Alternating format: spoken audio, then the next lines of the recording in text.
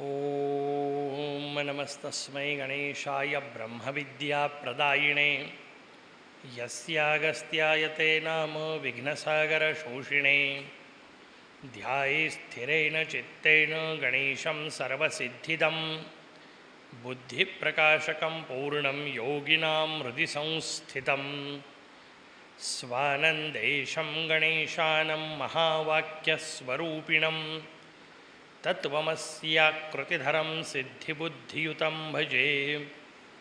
सिन्दूरोद्धूलिताङ्गं तिलकविलसितं चारुगौराङ्गरागं गाणेशाक्षान्दधन्तं स्मितमुखकमलं ज्ञानमुद्राकराब्जं भव्यं चाजानुबाहुं यतिवरममलं शुद्धकाषायवस्त्रं योगीन्द्रं श्रीगणेशं परमगुरुवरं गाणपाचार्यमीडे। परब्रह्म परमात्मा भगवान श्री मयुरेश्वर क्षेत्रस्थ सकल देवता आणि उपस्थित संत सज्जन हो, भगवान एकदंतांचं चरित्र वर्णन करतायत, सूत शौनकांना समजावून सांगतायत, भगवान मुद्गलाचार्य राजा दक्षाला समजावून सांगतायत आणि त्या खंडापुरता संवाद म्हणून महर्षी गृत्समद हे प्रल्हादाला समजावून सांगतायत। वेगवेगळ्या प्रकारचे संवाद एकाच वेळी चालत असतात आणि ते सगळेच संवाद एकच सांगत असतात, हे आपण वारंवार पाहतोय। स्वाभाविक विषय झाला, भगवान एकदंतांचं चरित्र सांगितलं आणि मग एकदंत शब्दाचा अर्थ सांगितला। एकदंत शब्दाचं हे चरित्र सांगत असताना मला आनंद सुरुवातीला व्यक्त करायचा आहे की आपले सगळे श्रोते जागृत आहेत, त्याच्यामुळे ते कथेमध्ये एखादा मुद्दा चुकून सुटला तर मला लक्षात आणून देतात। काल बोलता बोलता मला पाठकशास्त्रींनी सांगितलं की म्हणे बाकी सगळी कथा अहिल्याची सांगितली, रामाने पाय लावला म्हणजे काय ते आलं नाही। म्हटलं बिलकुल, सुरुवात आपण त्याच्यापासून निश्चितपणे करू। भगवान राजा रामचंद्र, काल आपण अहिल्याची कथा पाहिली आणि अहिल्या कथा सांगत असताना सांगितलं की ही कृषी क्रांतीची कथा आहे, याचा कृषीशी संबंध आहे। आणि मग कृषीचा सगळा विषय सांगितल्यानंतर तिच्यावर झालेले अन्याय आपण पाहिले आणि ती जमीन सगळी पांढरी पडली किंवा वाया गेली सगळी आपण पाहिली। रामाचा पाय लागला म्हणजे काय, त्याचं उत्तर आहे राम हे आदर्श राज्य आहेत, सगळ्यात श्रेष्ठ आदर्श अशा प्रकारचं राजतत्व म्हणून रामचंद्र आहेत। का आदर्श आहेत हेही कळलं पाहिजे। या देशामध्ये आदर्श राजसत्ता कोणकोणत्या, पटकन आपल्याला 4-5 नावं सांगता येतील, व्यवस्थित समजून घेण्यासारखी रचना। पहिलं आदर्श राज्य कोणतं, आपल्या डोक्यात आदर्श राज्य या कल्पनेलाच पर्यायी शब्द येतो रामराज्य, म्हणून रामाचं राज्य हे आदर्श राज्य आहे। दुसरं आदर्श राज्य कोणतं, त्याचं उत्तर आहे चंद्रगुप्ताचं साम्राज्य हे आदर्श राज्य। त्याच्या आधीचं एक सांगायचं तर विजयनगरचं साम्राज्य हे आदर्श राज्य या देशामध्ये झालं। त्यानंतर तुमच्या माझ्या भाग्याने आपल्या महाराष्ट्राचा विचार करत झाला तर आदर्श राज्य हे शिवछत्रपतींचं राज्य, ही आदर्श राज्य आहेत। हे चारही राज्य का आदर्श आहेत, या चारही राज्यात एक समान गोष्ट आहे, बाकी अनेक गोष्टी असतील पण या चारही राज्यात एक अत्यंत समान गोष्ट आहे। कोणती माहिती आहे, त्याचं उत्तर आहे रामराज्य आदर्श यासाठी आहे की भगवान रामचंद्र जरी गादीवर बसले असले तरी प्रत्येक निर्णय हा वशिष्ठांना आणि विश्वामित्रांना विचारून घेतला जात आहे। दुसऱ्या बाजूला मी विजयनगरचं साम्राज्य सांगितलं, हरिहर आणि बुक्क नावाचे सम्राट होऊन गेले।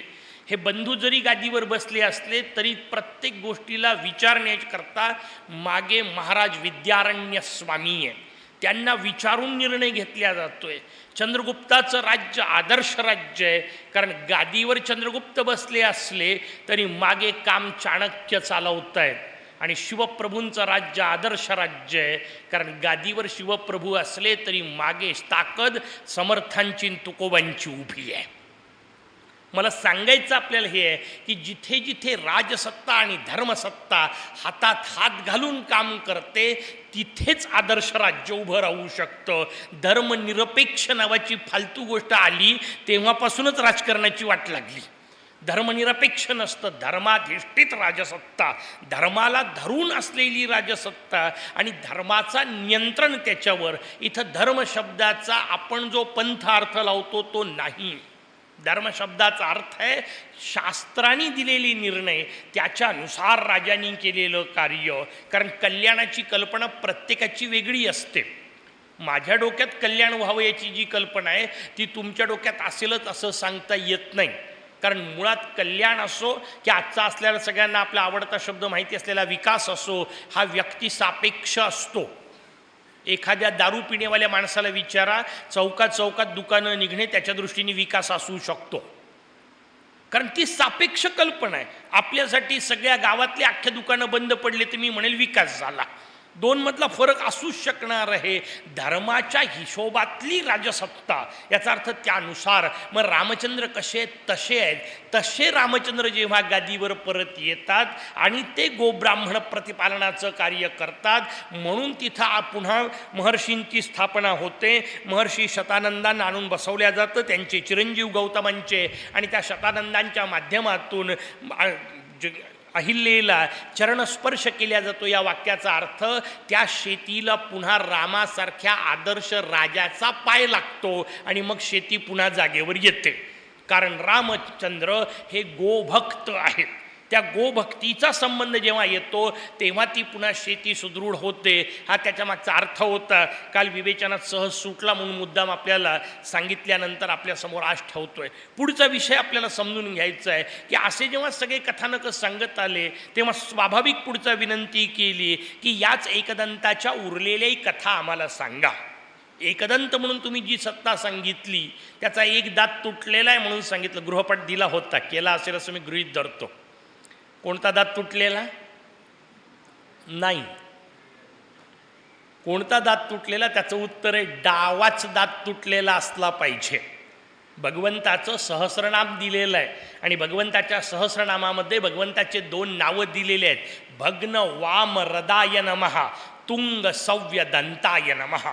डावा दात तुटलेला असतो, उजवा दात पूर्ण असतो. तुमच्या घरच्या चित्रात असेल चूक तर तो त्याचा प्रश्न आहे चित्रकाराचा. इथून पुढे जेव्हा केव्हा मूर्ती कराल किंवा विकत घ्याल किंवा चित्र विकत घ्याल, ह्या गोष्टी पाहून घेतल्या पाहिजे. नुसतं सुंदर दिसणे एवढा विषय नसतो. कारण मोरया कुठल्याही रूपात सुंदरच दिसणार आहे. एकमेव अद्वितीय दैवत आहे ना, कुठल्याही रूपात चालतं.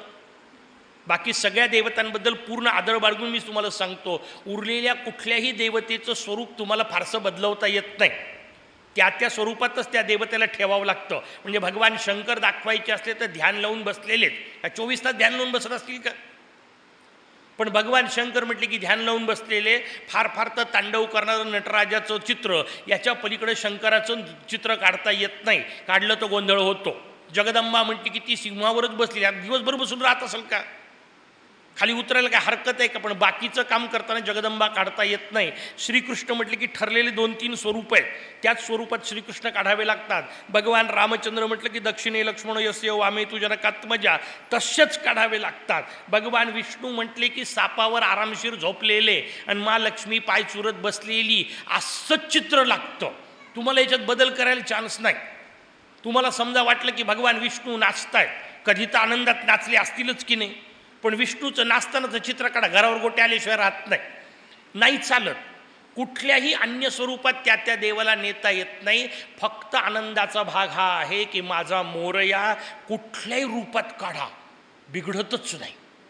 त्याला शेतकरी दाखवला तरी चालतो, सैनिक दाखवला तरी चालतो, कुठल्याही बाबाच्या रूपात चालतो, कुठल्याही देवाच्या रूपात चालतो. आणि काहीच नसलं तर जास्वंदाचं फूल नुसतं 5 पाकळ्या लावून ठेवलं तरी चालतो, पिंपळाचे 5 पानं ठेवले तरी चालतो. कुठल्याही रूपात मोरया बसतो, कारण तो अरूप आहे, निर्गुण निराकार आहे. त्याच्यामुळे त्याला सगुणाचे नियमच लागू पडत नाही. सगळ्याच्या पलीकडं असलेलं तत्व. मी आपल्याला विषय सांगत होतो, डावा दात तुटलेला का, त्याच्यावर आपण चिंतन पुढे जेव्हा पुष्टीपतीचा विचार करू त्यावेळेस त्याचा आणखीन पुढचा विचार करू. स्वाभाविक प्रल्हादांनी प्रश्न विचारला गृत्समदांना, एकदंतांचे आणखीन काही चरित्र सांगा. आणि मग त्यांनी कृतयुगाचा अवतार सांगायला सुरुवात केली, ज्याला विनायक अवतार असं म्हणतात. हा भगवान ते त्या निमित्ताने आलेल्या कथा आहेत. एकदंताचाच अवतार असतो अशातला भाग नाही, कारण शेवटी सगळं परमात्म तत्व एक आहे. एकच एक मोरया सगळीकडे खेळणार आहे.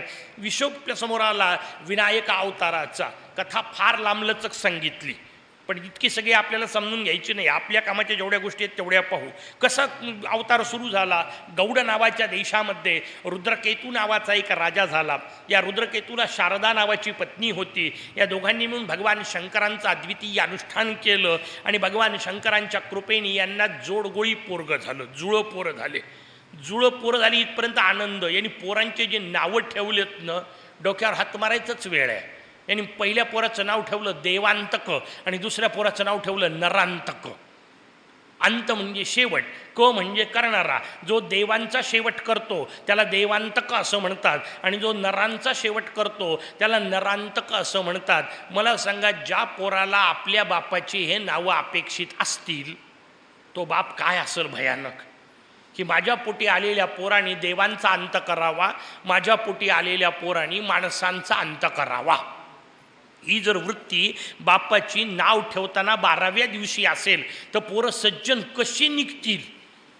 अद्वितीय रचना आहे, अजब रचना आहे, समजून घेण्यासारखी आहे. मग ह्या दोन प्रवृत्ती आहेत. नावं कुठलीही, मी आपल्याला पहिल्या दिवशीपासून सांगतोय, कुठलंही नाव हे प्रवृत्ती स्वरूप असतं. कशाला देवांतक म्हणतात आणि कशाला नरांतक म्हणतात. देवांतक शब्दाचा अर्थच आहे देवांचा अंत होतच नसतो. मग देवांतक म्हणजे काय, जो देवच मानत नाही त्या प्रवृत्तीला देवांतक असं म्हणतात. आयुष्यात देवफिव काही नाही, देवफिव सगळं झूट आहे, हे लोकांनी पोट भरण्याचे धंदे केलेले आहेत. असं करून जे देवता तत्व नाकारतात, पर्यायाने दिव्यत्व नाकारतात. आता मला सांगा, मी इथं बसून किती जोराजोरात त्या मोर्याला नाकारलं, काय फरक पडणार आहे. हे नाकारणं तितकंच मूर्खपणाचं आहे जसं एखाद्या आंधळ्याने जोरात सांगितलं आज सूर्य उगवलेलाच नाही.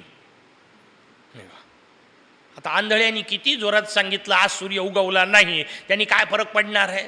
बरं, त्याचा अनुभव आहे, त्याचा अनुभव आहे, त्याला सगळीकडे अंधार दिसतोय. पण त्याच्या भरोशावर जर त्यांनी सांगितलं की जगात सूर्य उगवलेलाच नाही, तर ते जितकं मूर्खपणाचं आहे तितकं मी भगवंताचं अस्तित्व नाकारणं आहे. पहिली महत्त्वाची गोष्ट लक्षात ठेवा, त्याचं अस्तित्व ना तुमच्या स्वीकारण्यावर अवलंबून आहे ना नाकारण्यावर.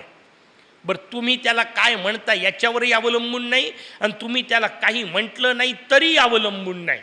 तो तसाच आहे. कसा आहे, अथर्व शीर्षात आपल्याला सांगितलं तसा आहे. आपण त्याला ऐकवतो ना, पण किती मजेदार गोष्ट आहे. हे ऐकवताना कधीतरी शांतपणे समजून घ्या, देवांतक म्हणजे काय ते समजून घ्यायचं आहे.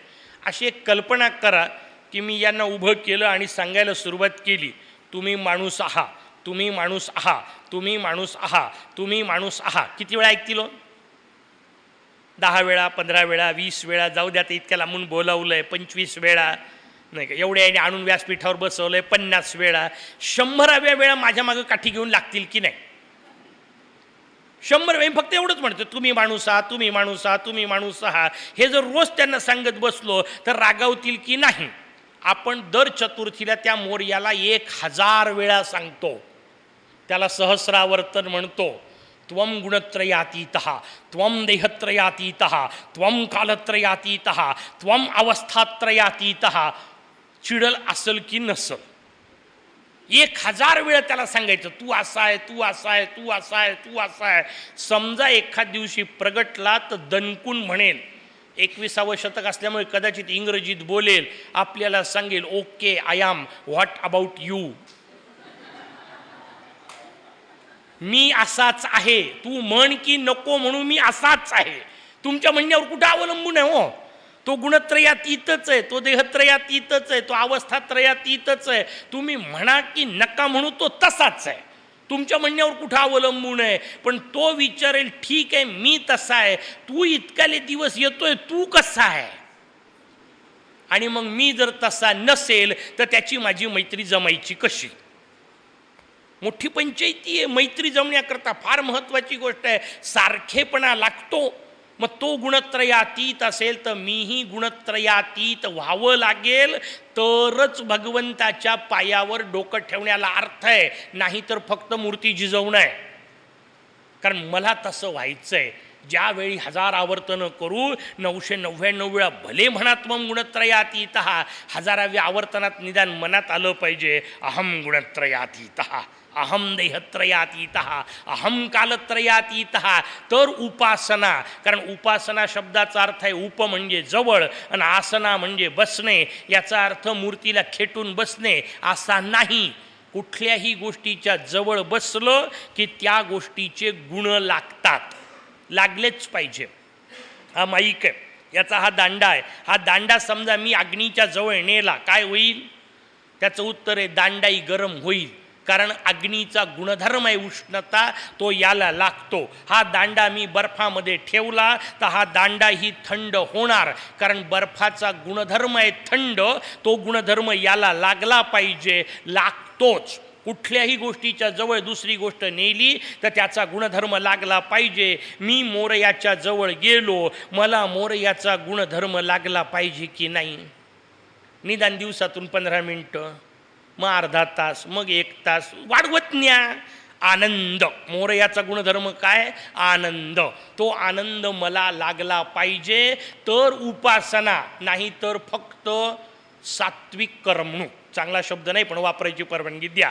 आपण जे करतो त्याला सात्विक करमणूक असं म्हणतात. इतकंच की फालतू काहीतरी गाणे ऐकण्यापेक्षा आरत्या म्हणतो, पण त्या आरतीनंतर जर आनंद निर्माण होत नसेल तर आरती गेली वाया, तो वेळ वायाच गेला. फक्त तमोगुणात न जाताना सत्वगुणात गेला, एवढाच आनंद फक्त आहे. हा भाव व्यवस्थित समजून घेतला पाहिजे. देवांतक शब्दाचा अर्थ देव नाकारणे, आणि देव नाकारणे याचा अर्थ दिव्यत्व नाकारणे, आणि दिव्यत्व नाकारणे याचा अर्थ आनंद नाकारणे.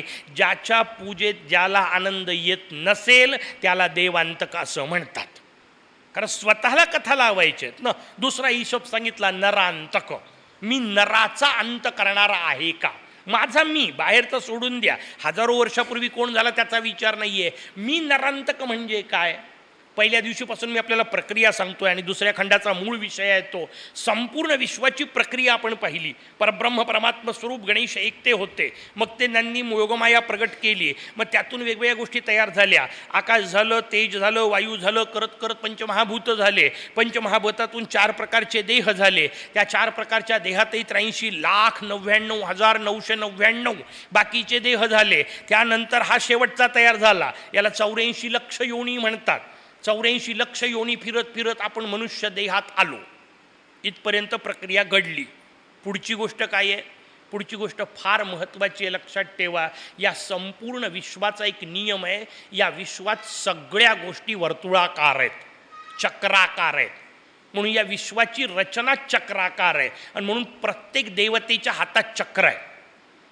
सगळ्यात माहिती असलेलं चक्र भगवान विष्णूंच्या हातातलं काय नाव आहे त्याचं? सुंदर, सुदर्शन. काय सुंदर नाव आहे? सुदर्शन.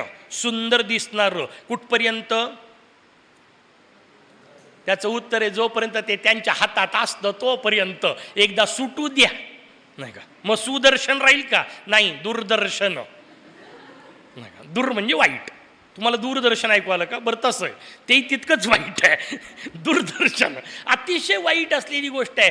भगवंताच्या हातात आहे तोपर्यंत ते सुदर्शन आहे. सुटलं ज्यांच्या ज्यांच्या मागे त्यांना विचारा, अगदी दुर्वास असले तरी, नाही का, काय हाल करतं ते सुदर्शन. वर्षभर फिरवतं आणि शेवटी अंबरीशाच्या पाया पडायला लावतं. आपण सगळ्यांनी कथा ऐकली आहे, मुदगलातही येऊन गेली. मला आपल्याला सांगायचं आहे, सगळीकडे चक्र आहे. या विश्वातली प्रत्येक गोष्ट चक्राकार आहे. प्रत्येक गोष्ट. ज्या पृथ्वीवर आपण राहतो तिचं नावच किती सुंदर वापरलं, भूगोल. द्वितीय खंडातला सगळा विषय आहे खगोल.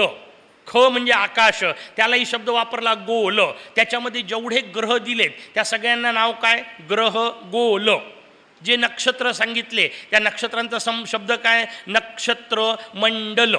त्यांचा भ्रमणमार्ग वर्तुळाकार, ग्रह सगळे गोल, त्यांची फिरण्याचे मार्ग गोल, त्यांच्या सगळ्या रचना गोल. हे संपूर्ण एकत्र केलं की याला एकत्र नाव ब्रह्मांड.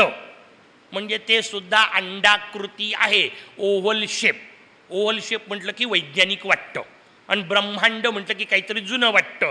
जुनं नाही आहे, तुमच्या माझ्याकडे शब्दच त्याला वापरला, ब्रह्मांड. याचा अर्थ या संपूर्ण विश्वाची रचना अंडाकृती आहे. ब्रह्मांड सांगितलं. सगळ्या गोष्टी गोल. गोलची एक फार मजेदार गोष्ट आहे, लक्षात ठेवा. गोल किंवा वर्तुळ ज्याला आपण म्हणतो, वर्तुळ ही जगातली एकमेव पूर्णाकृती आहे. कोणत्या अर्थाने पूर्णाकृती? वर्तुळाचा नियम असा मजेदार आहे, वर्तुळ ज्या बिंदूतून सुरू होतं त्याच बिंदूवर संपतं. आणि त्याच्यामुळे कधीही वर्तुळाचा आरंभ बिंदू कोणता आणि अंतिम बिंदू कोणता सांगताच येत नाही, कारण तो दोन एकरूप आहे. जिथून सुरू होईल तिथंच संपेल आणि तिथं संपलं तरच वर्तुळ पूर्ण होईल. हे वाक्य व्यवस्थित कळलं? सगळ्या गोष्टी चक्राकार. चक्रामध्ये आपण लहानपणी शाळेत चक्र शिकलो पाहिजे. जलचक्र, ढगातून पाणी पडतं, पाण्याचा प्रवाह होतो, प्रवाहाचा नाला, नाल्याची नदी, नदीची महानदी, महानदी समुद्रात जाते, समुद्राच्या पाण्याची पुन्हा वाफ होते आणि त्याचा ढग तयार होतो. जलचक्र शिकलो. आता कल्पना करा, हे सगळे चक्र, या सगळ्या चक्रांचा एक फार सुंदर नियम आहे, हे सगळे चक्र पुढेच जावे लागतात. चक्र कोणतंही मागं गेलं तर नुकसान भयानक आहे. गाडी चालवता चालवता समजा तुमच्या गाडीचं चाक उलटं फिरायला सुरुवात झाली, काय होईल? दवाखान्यातच सापडत नाही. चाक सरळच चाललं पाहिजे, त्याची गती ठरलेली आहे. आता मी जलचक्र सांगितलं. बसल्या बसल्या विचार करा, महानदी समुद्रात गेली, समुद्राच्या पाण्याची वाफ होण्याच्या ऐवजी समुद्र 2 मिनिटाकरता पुन्हा नदीत आला, काय होईल? त्याचं उत्तर आहे, व्याख्यान द्यायला मी राहत नाही आणि ऐकायला तुम्ही राहत नाही. 2 मिनिटाकरता झालं तरी चुकून जरी चक्र उलटं फिरलं, विश्वाचा विनाश निश्चित आहे. मग मला सांगा, आपण चक्र पाहिलं, परब्रह्म परमात्मा भगवान गणेशापासून निर्माण होत होत होत होत माझ्यापर्यंत आलं, आता चक्र पूर्ण केव्हा होईल? त्याचं उत्तर आहे, मी जेव्हा मोरयाच्या चरणी लीन होईल तेव्हा चक्र पूर्ण होईल.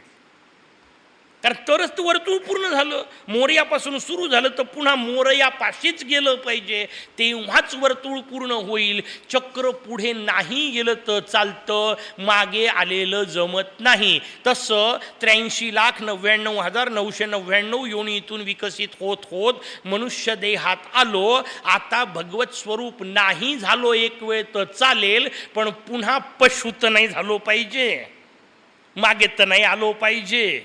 मागे आलो तर विनाश निश्चित आहे. हे जे पुढं जाणं आहे याला नरप्रवृत्ती म्हणतात. हे नाकारून जे मागं येतात त्यांना नरांतक म्हणतात. शब्द कळले पाहिजे. मग मी नरांतक आहे का हे बसल्या बसल्या स्वतःला विचारत जा. आणि ज्या दिवशी माझ्यामध्ये कुठल्याही पशुची भावना जागृत होईल त्या दिवशी समजून घ्या, आज आपला नरांतक जन्माला आलेला आहे. आता ते दिवसातून 10-10 वेळ येत असेल तर त्याचं काय करायचं, हा गंभीर विषय आहे. कारण आपला केव्हाही पशु जागा होतो आणि पशु जागा झाला की काय होतं त्याचं उत्तर आहे, जेवढे विकार आहेत ना त्या सगळ्या विकारांमध्ये माणूस पशुत्वातच जातो.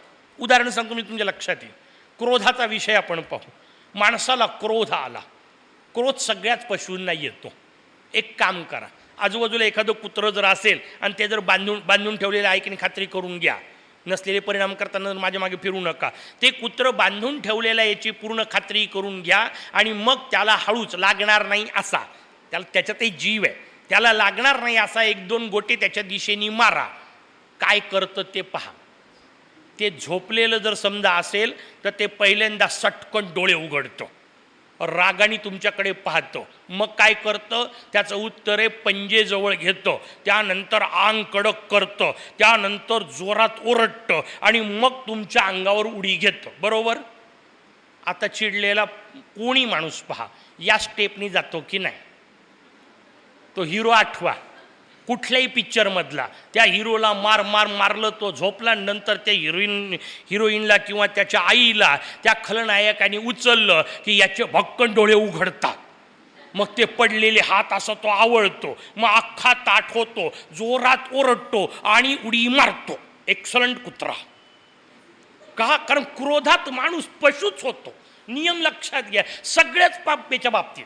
सगळे जेवढे विकार आहेत, एक उदाहरण म्हणून सांगितलं, सगळ्या विकारांमध्ये माणसाचं पशुत्वच जागृत होत असतं. आणि म्हणून ते ज्याचं जागृत होतं त्याला नरांतक असं म्हणत असतात. कारण पशुत्व जाग झालं की मी एक पाऊल खाली आलो, मागे आलो, चक्र उलटं फिरवलं, नरत्व सोडलं, म्हणून नरांतक होतात. ही जी आपली रचना ती आपल्या समोर सांगितली. म्हणून नरांतक आणि देवांतक 2 मुलं जन्माला आले. या दोघांनी पुढे भगवान शंकरांची तपश्चर्या केली. मग पुढच्या कथा आपल्याला कळल्या, आता पाठ झाल्यात.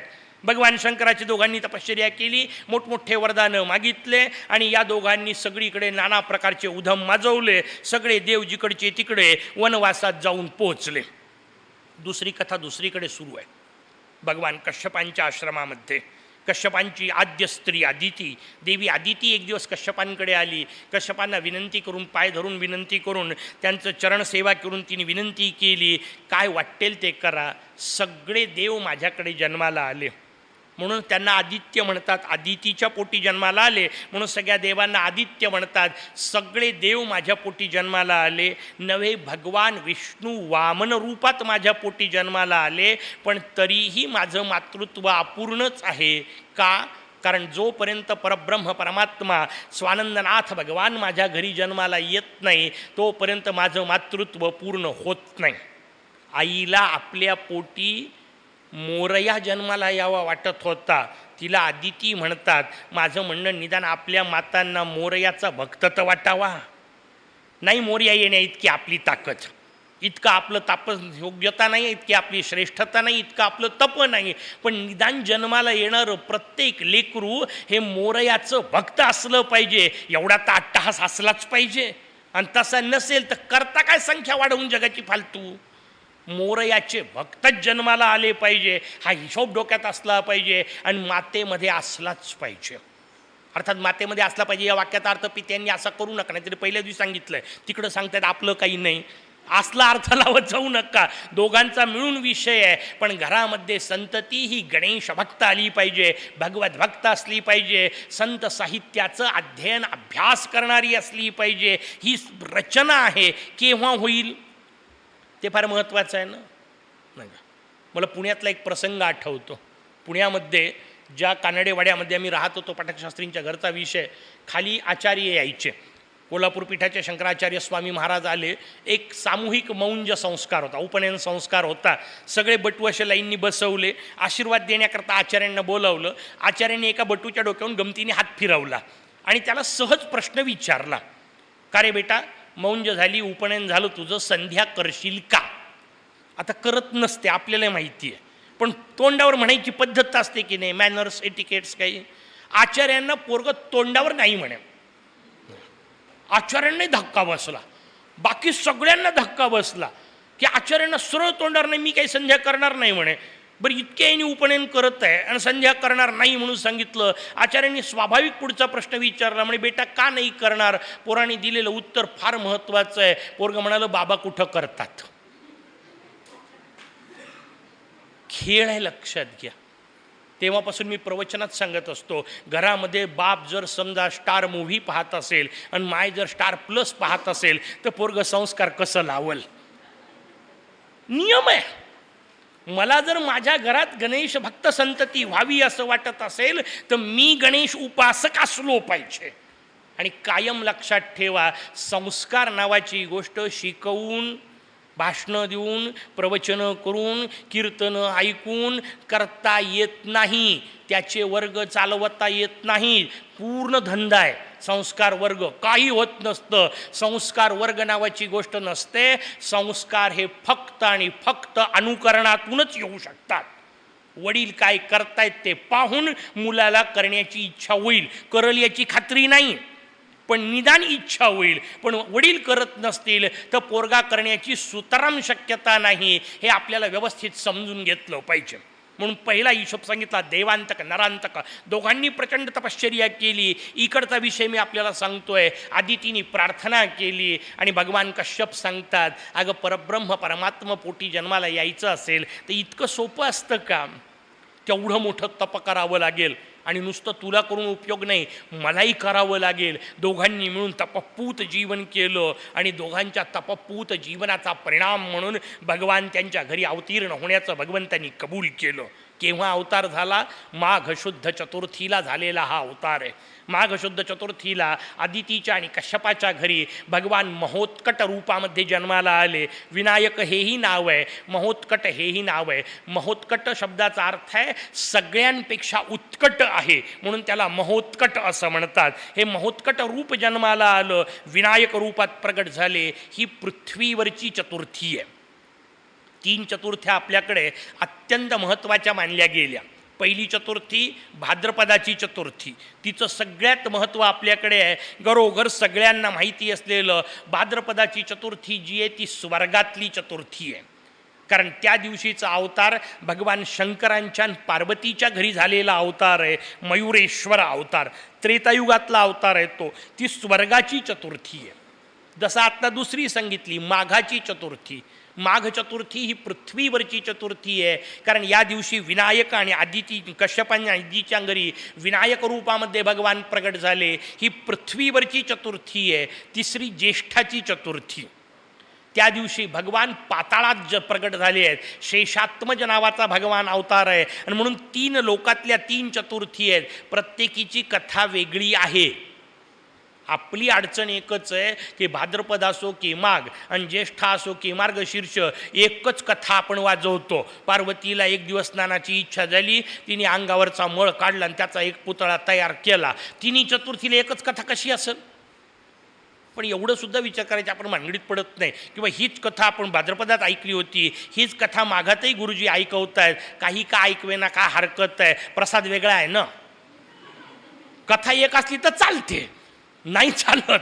प्रत्येकाची कथा वेगळी आहे. आणि गमतीची गोष्ट तुम्हाला सांगतो, जी पार्वतीने अंगावरचा मळ काढल्याची कथा आपण ऐकतो ती ना भाद्रपदातली आहे ना माघातली आहे, ना ज्येष्ठातली आहे ना श्रावणातली आहे.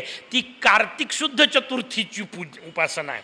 कार्तिक शुद्ध चतुर्थीला भगवान गणेशांचा उमांग मलज नावाचा अवतार होत असतो. ती कार्तिक महिन्यातली कथा आहे. तीच कथा सगळीकडे वाजवल्या जाते. अर्थात का वाजवल्या जाते? त्या कथेमध्ये मोरयाचं स्वरूप जितकं सुंदर आलं तितकं दुसऱ्या कथेत पटकन येत नाही. पण जेव्हा त्याचा विचार येईल उमांगमलजाचा त्यावेळेला आपण आरामशीर पाहू. उमांगमलजाची कथा कार्तिक शुद्धाची. आत्ता मी आपल्याला सांगतोय माघाची चतुर्थी भगवान विनायक रूपामध्ये महोत्कट रूपामध्ये प्रकट होतात. या अवतारामध्ये खरं तर लहान मुलं आज पाहिजे होते. त्यांच्या कामाच्या भरपूर कथा आहेत, पण ते नसल्यामुळे आपण त्या सगळ्या कथा सोडून देऊ. ज्यांना ज्यांना पाहिजे त्यांनी आपापल्या घरी वाचा ना आपापल्या नातवांना नाही का मुलांना समजावून सांगा. खूप लहान लहान लहान मस्त कथा आहेत. हा राक्षस आला त्याला असं मारलं, तो राक्षसाला तसं मारलं. काय करता आपण आता? आपल्याला काय मारायचं नाही आणि आपल्याला मरायचं नाही. त्याच्यामुळे दोन्ही गोष्टी नसल्यामुळे त्या कथा बाजूला ठेवू. आपल्या कामाच्या काही कथा समजून घेण्यासारख्या आहेत. विनायक अवतारातली सगळ्यात महत्त्वाची तुमच्या माझ्यासाठी असणाऱ्या 2 कथा. त्यातली पहिली कथा विनायकाचा उपनयन संस्कार करण्याचं ठरलं आणि त्या उपनयनाच्या वेळी जे अनेक ऋषी येऊन पोहोचले त्याच्या थोडी आधीची कथा आहे वाटल्यास, पण त्यावेळा येऊन पोहोचलेले हा हा आणि हू नावाचे 2 गंधर्व येऊन पोहोचले. आणि या 2 गंधर्वांनी पंचायतन पूजा केली.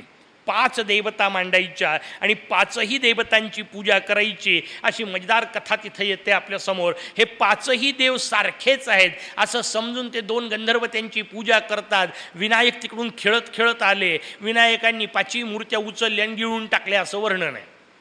जो ओरडायला लागले, देव खाल्ले, आमच्या मूर्त्या गिळल्या, कुठं आहेत दाखवा याच्यासमोर, याच्यावर ताबडतोब याला शिक्षा झाली पाहिजे. कश्यपांकडे सांगण्यात आलं. यांनी सांगितलं नाही मग मी काही खाल्ल्या नाही, पहा तुम्ही वाटल्यास. आणि म्हणून तोंड उघडून दाखवलं आणि हा हा हू दोन्ही गंधर्वांना सगळं ब्रह्मांड आपल्या मुखात दाखवलं.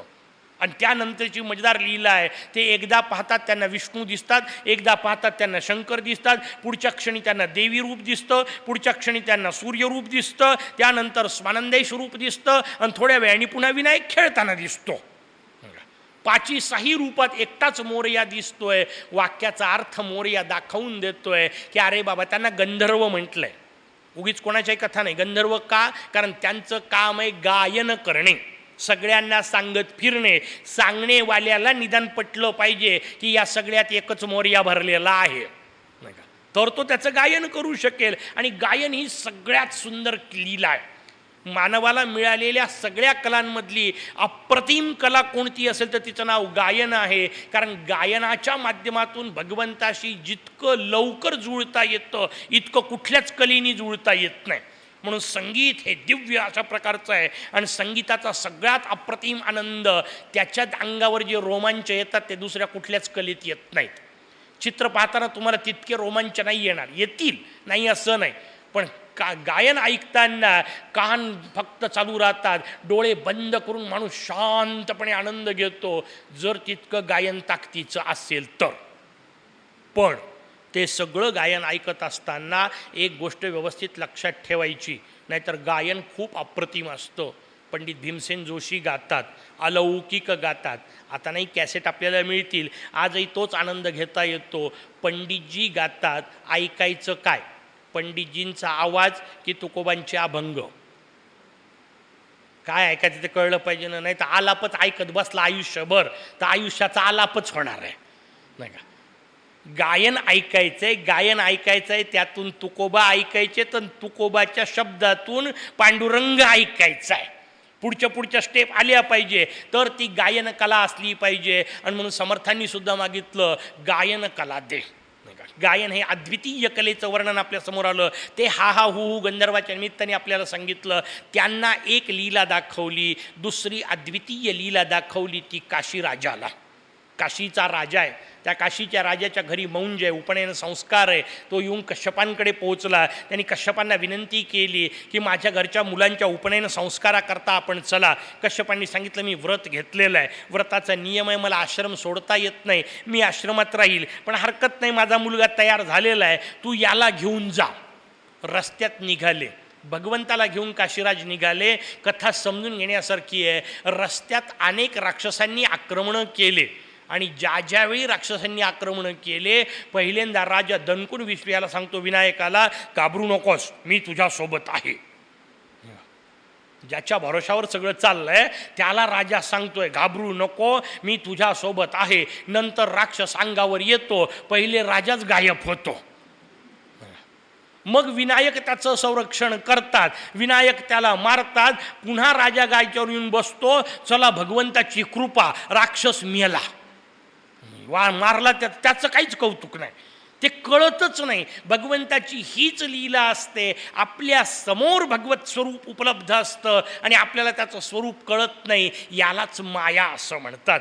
ती माया भगवंताची कार्य करते. भगवान काशीमध्ये येऊन पोहोचले. काशीमध्ये अनेक प्रकारच्या लीला केल्या, सगळ्या सांगायला आपल्याजवळ वेळ नाही. एक अत्यंत महत्त्वाची लीला, एक दिवस सकाळी सकाळी राजा विनायकाला उठवायला गेला.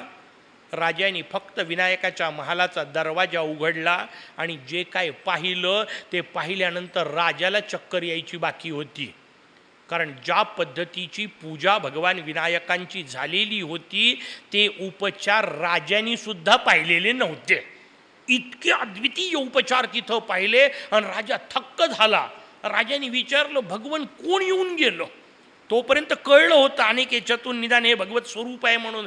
बोलता बोलता का होईना बोलला. त्याने सांगितलं, भगवान कोण येऊन गेलो? कोणी अशी अद्वितीय पूजा केलेली आहे? हे उपचार तर राजवाड्यात शक्य नाहीत, माझ्यासारख्या सम्राटाला शक्य नाहीत. असे दिव्य उपचार आपल्याला कोणी समर्पित केले? आणि त्यानंतर भगवान विनायकांनी सांगितलं, माझा एक अद्वितीय भक्त आहे, त्याचं नाव आहे भृशुंडी. कुठं राहत होते? राजा काशीत, भृशुंडी महाराष्ट्रात, बीड जिल्ह्यात नामलगावला राहणारे भगवान भृशुंडींनी त्या दिवशी मानसपूजा केली. आमच्या अंकुशधारी महाराजांनी काय सुंदर वर्णन करून ठेवलं नाही का? आज चतुर्थी आहे भली, तेने मानसपूजा केली, मजला येथे ती पावली, भक्ती महिमा असावा. भक्त असा असावा की त्यांनी पूजा तिथं केली आणि इथं पोचली. काय योग्यता आहे, काय अद्वितीय रचना आहे. स्वाभाविक राजाने विनंती केली, एवढा श्रेष्ठ भक्त असेल तर मला निदान दर्शन तर व्हावं की नाही? सांगितलं, मीठ डोळे. विनायकाने डोळे मीठ म्हणून सांगितलं की राजाने डोळे मिटले. राजाने डोळे उघडले तर राजाला समजेच ना आपण विनायकाच्या समोरून गेलो की तिथंच आहो. कारण जिथं डोळे उघडल्यानंतर जे दृश्य दिसलं तेही पुन्हा तसंच होतं. तिथं त्याला भगवान स्वरूप दिसले होते, इथंही भगवंत स्वरूप होतं. कारण समोर बसलेले जरी ऋषी आकारात दिसत असले तरी त्यांना सोंड होती. जगाच्या पाठीवरचं एकमेव उदाहरण केवळ आणि केवळ गणेश तत्वज्ञानात असलेलं, भगवंताच्या उपासनेनी भक्तसुद्धा भगवंत रूप होतो याचं एकमेव उदाहरण पुन्हा जगाच्या इतिहासात नाही. विष्णूचे अनेक मोठमोठे भक्त झाले आहेत, त्यांच्याबद्दल प्रश्न नाही, पण कुठल्याही विष्णूच्या भक्ताला विष्णूची प्रचंड भक्ती केली म्हणून 4 हात फुटल्याचं वर्णन नाही. त्याचा प्रत्यक्ष विष्णू स्वरूप त्याला आल्याचं वर्णन नाही. शंकराच्या कुठल्याही भक्ताचा तृतीय नेत्र प्रत्यक्ष रूपात उघडल्याचं वर्णन नाही. जगदंबेचा किती मोठा भक्त असला तरी तो अष्टभुज झाल्याचं वर्णन नाही. सूर्याचा किती मोठा भक्त असला तरी त्याच्या अंगातून ज्वाला निघाल्याचं वर्णन नाही. सगळ्या देवांबद्दल पूर्ण आदर बाळगून, त्यांच्या भक्ताबद्दल पूर्ण आदर बाळगून मी तुम्हाला सांगतो, माझा मोरया एकमेवा द्वितीयच आहे, नाहीच त्याच्या पलीकडचं कुठलं. स्वाभाविक सगळ्यांनी प्रश्न विचारला. कथा पुढची सांगायची ती सांगाच, पण निदान हे भृशुंडी कोण आहेत ते तर सांगा. नका. दक्षांनी प्रश्न विचारला मुद्गलांना, शौनकांनी प्रश्न विचारला सूतांना, तिकडं प्रल्हादांनी प्रश्न विचारला गृच्छमदांना. भृशुंडींचं चरित्र सविस्तर सांगा. आणि मग तिघांनी सांगायला सुरुवात केली. नंदुर नावाचं एक ग्राम होतं. या नंदुर नावाच्या ग्रामामध्ये नामा नावाचा एक कोळी राहत होता. गमतीदार कथा आहे, दोन्हीकडे सारखीच आहे. वाल्याचाही नेमका कोळीच होता. वाल्याही नेमका कोळीच होता. भृशुंडीचाही नामापूर्वीचा जो होता तोही नेमका कोळीच होता. दोघही जण दरोडेखोरच होते. कथा सारख्या आहे, कथा सारख्याच असतात. समजून एकच द्यायचं असतं.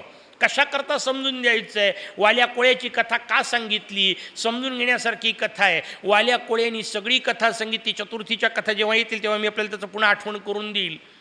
वाल्या कोळ्याच्या कथेतलं वर्णन आहे, वाल्या कोळी एक माणूस मारला की एक दगड एका रांजणात टाकायचा, आणि असे त्यांनी 7 रांजण भरले होते. किती पापी असेल भयानक, केवढा पापी. का सांगितली कथा? समजून घेण्यासाठी सांगितली. मला सांगा, इतके डास तरी मारले का हो तुम्ही? माणसं जाऊ द्या, इतके डास सुद्धा आपण मारले नाही, इतके ढेकणं सुद्धा आपण मारलेले नाही की एक माणूस मारले, एक ढेकून मारला आणि एक खडा टाकला आणि 7 रांजण भरले.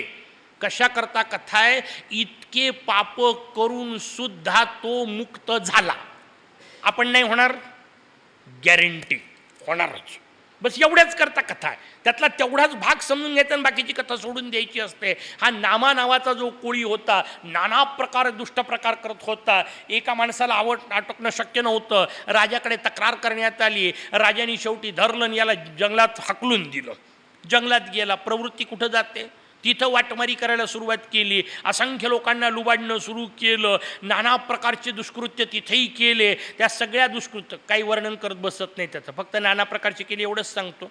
कारण मुद्गल एक मस्त प्रकार वापरतं. अनेक दुष्कृत्यांचं वर्णन करायचं असलं की मुद्गल शेवटी एक सांगतं, कथने परदोषानाम दोषी भवती मानवः. कशाला सांगत बसायचे? नाही का? कारण त्याचे दोष सांगण्याच्या निमित्ताने मी माझ्या जिभेहून ते शब्द काढणार, म्हणजे माझी जीभ अमंगल होणार. त्याच्यापेक्षा सगळे पाप केले. कळलं ना तुम्हाला? आता तुम्हाला डिटेल पाहिजेत का? करायचेत का? करायचे असतील तर पाहिजेत ना. मग करायचं काय? जाऊ द्या ना, सोडून द्या. सगळ्या प्रकारचे पाप केले.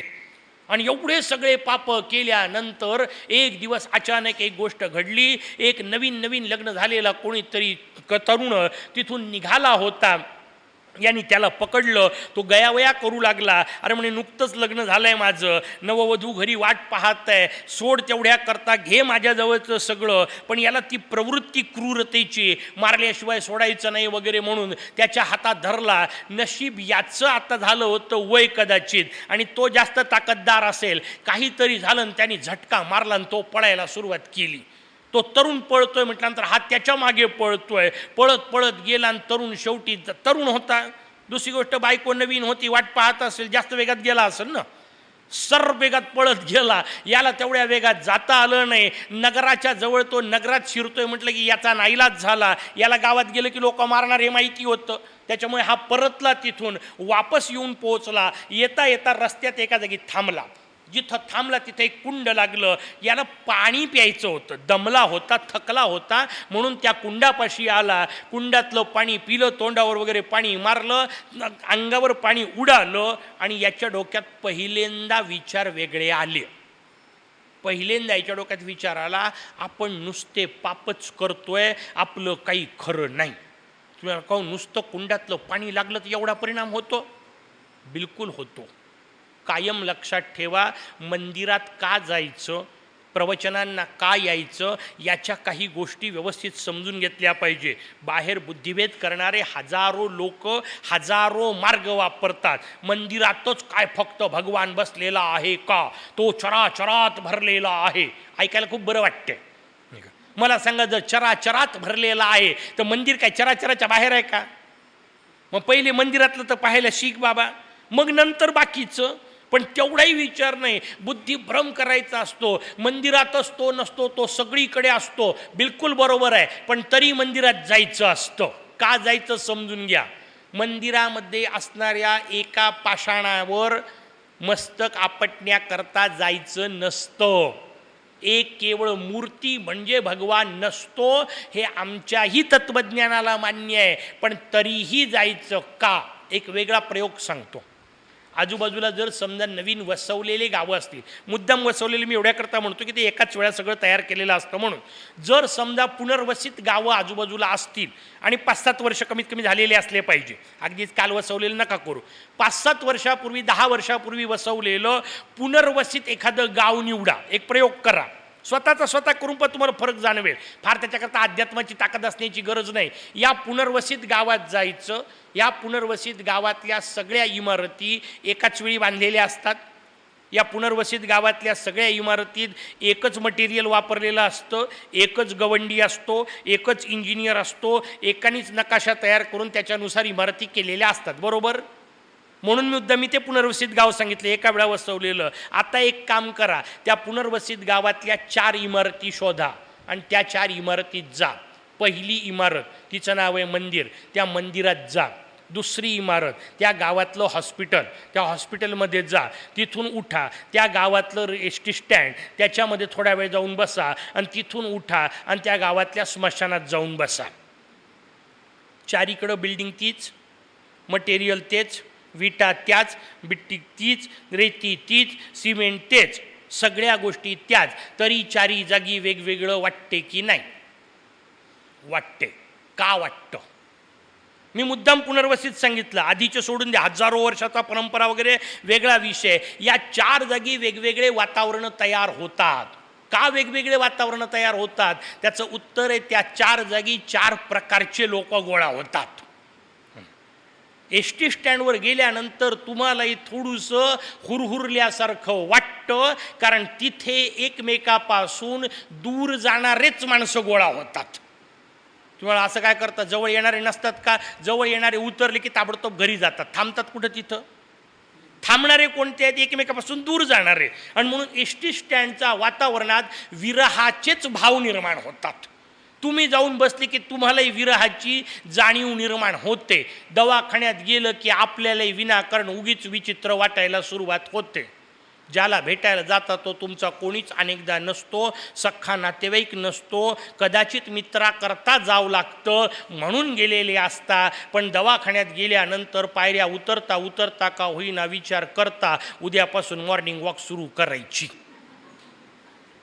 फक्त ते शेवटची पायरी उतरली का संपते, टिकत नाही. कारण ते त्या वातावरणाचाच परिणाम आहे. फक्त स्मशानात गेलं की तेवढ्यापुरतं स्मशान वैराग्य येतं आणि मंदिरात गेलं की तेवढ्यापुरता का होईना प्रसन्नतेचा स्पर्श होतो. म्हणून मंदिरात जायचं.